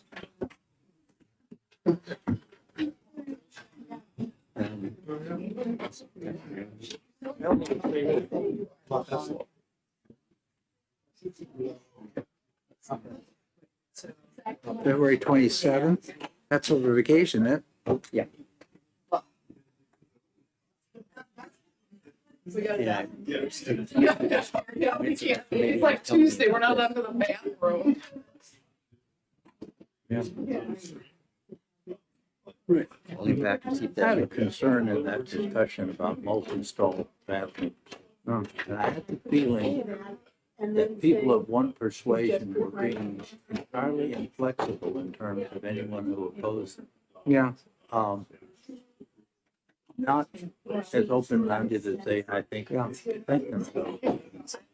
Bothered me because no one could have spoken up for the kids who feel uncomfortable by the people who are insisting that they use the same bathroom with the, whatever gender they claim to be, and yet they have genitalia that argue the other way.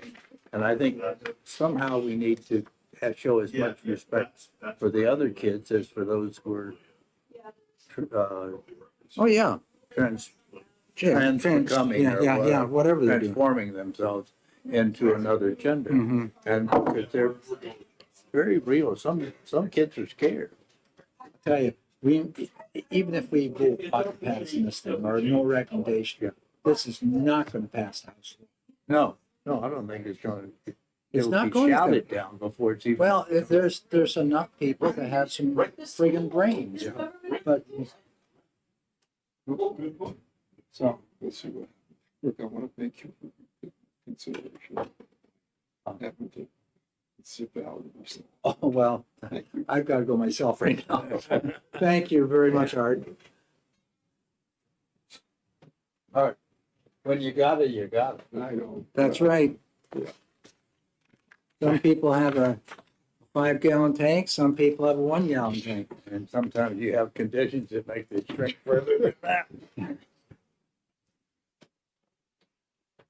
Just like the old thing my mother used to do, when we were driving.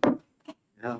She put the hose through the floorboards and put a funnel on it. And as boys, we were required to use that. And When just we keep, drove from Louisville up to just keep on going, right?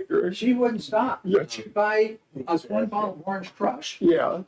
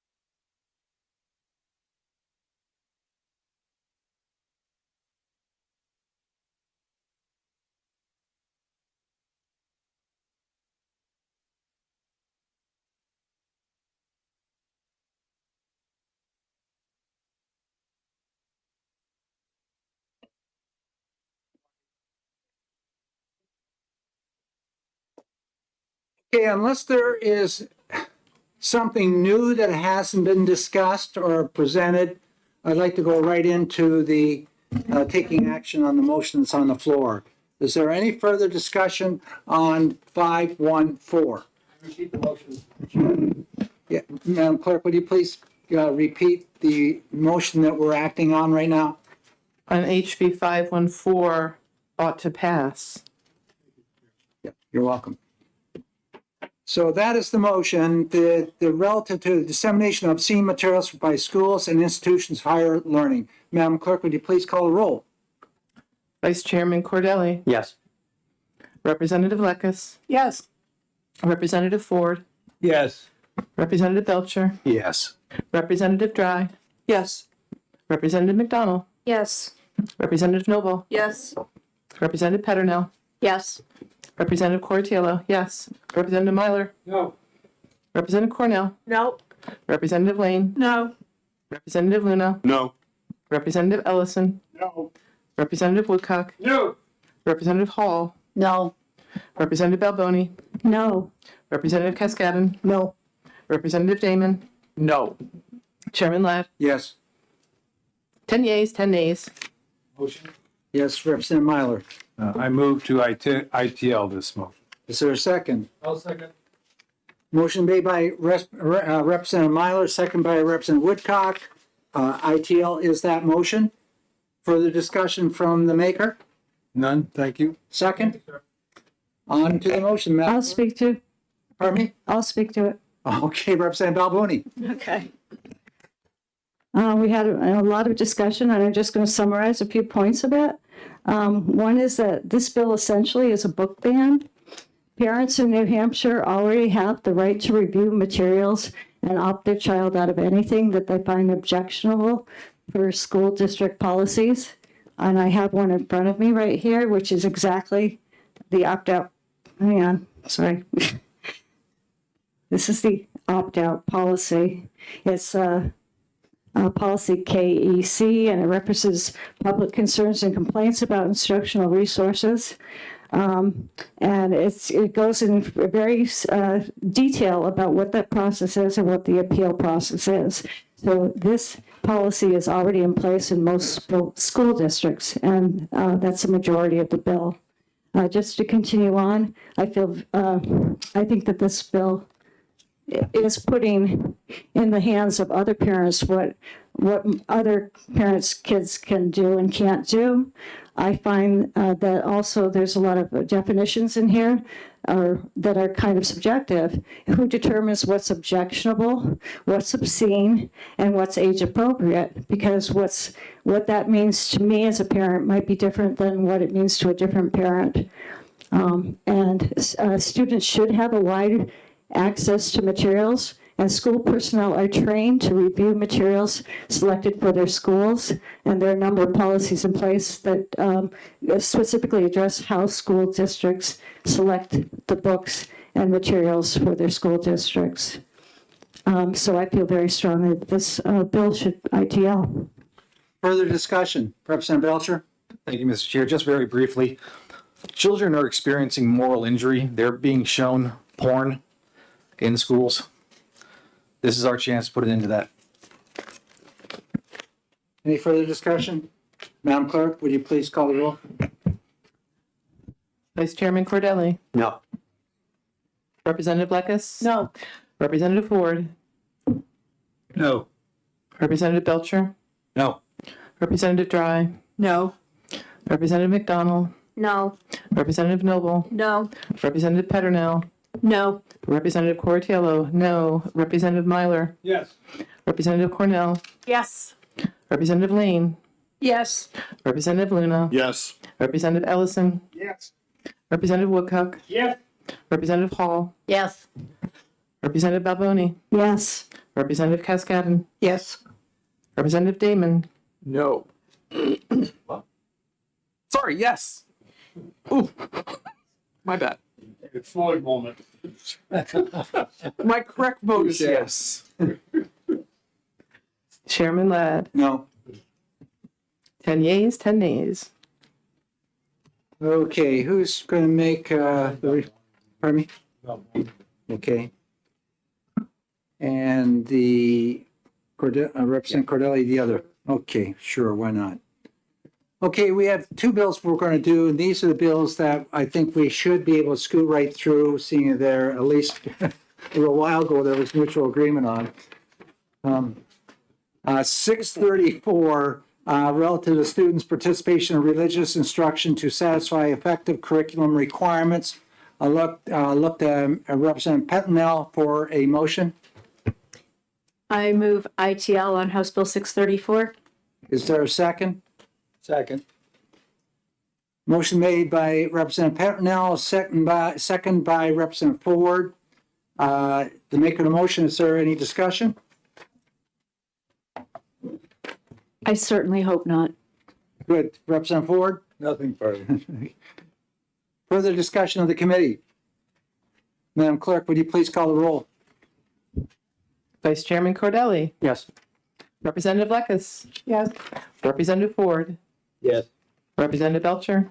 Yes. Representative Dry. Yes. Representative McDonald. Yes. Representative Noble. Yes. Representative Peternell.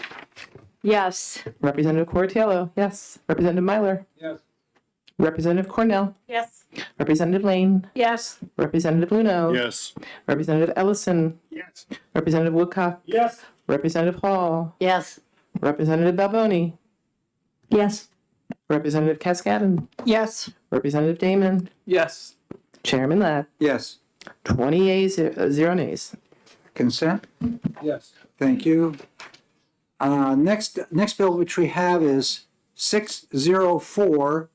This act is relative to reading specialists.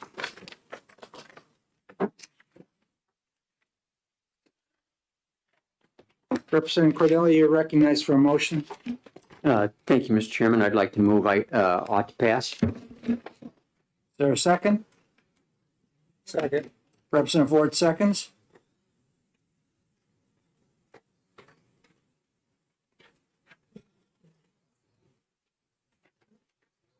Representative Cordelli, are you hearing to discuss? Just briefly, the current statute just allows for contracted services for a reading specialist. The bill allows for the employments of a staff member. So, is there further discussion from the maker of the second? No. Nope. Further discussion from the committee? Madam Clerk, would you please call the roll? Vice Chairman Cordelli. Yes. Representative Lekis. Yes. Representative Ford. Yes. Representative Belcher. Yes. Representative Dry. Yes. Representative McDonald. Yes. Representative Noble. Yes. Representative Peternell. Yes. Representative Cortiello, yes. Representative Myler. Representative Cornell. Yes. Representative Tanner. Oh, sorry, new sheet. Lane. Representative Lane. Yes. By both names. Representative Luno. Yes. Representative Ellison. Yes. Representative Woodcock. Yes. Representative Hall. Yes. Representative Balboni. Yes. Representative Cascadden. Yes. Representative Damon. Yes. Chairman Ladd. Yes. 20 yeas, 0 nays. Representative Miller, is consent okay? Consent is fine. Thank you. With that, I think we ought to call quits for today. We'll take up the remaining bills and when they're posted next in the calendar.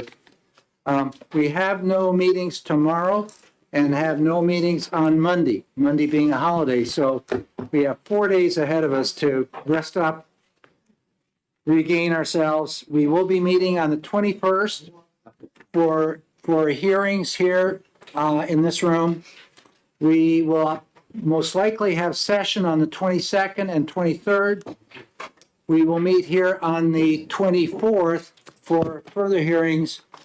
And hopefully we can finish hearings on all the bills which we've had in education by the break, and then come back after the break and start execing the remaining bills which we have not exec.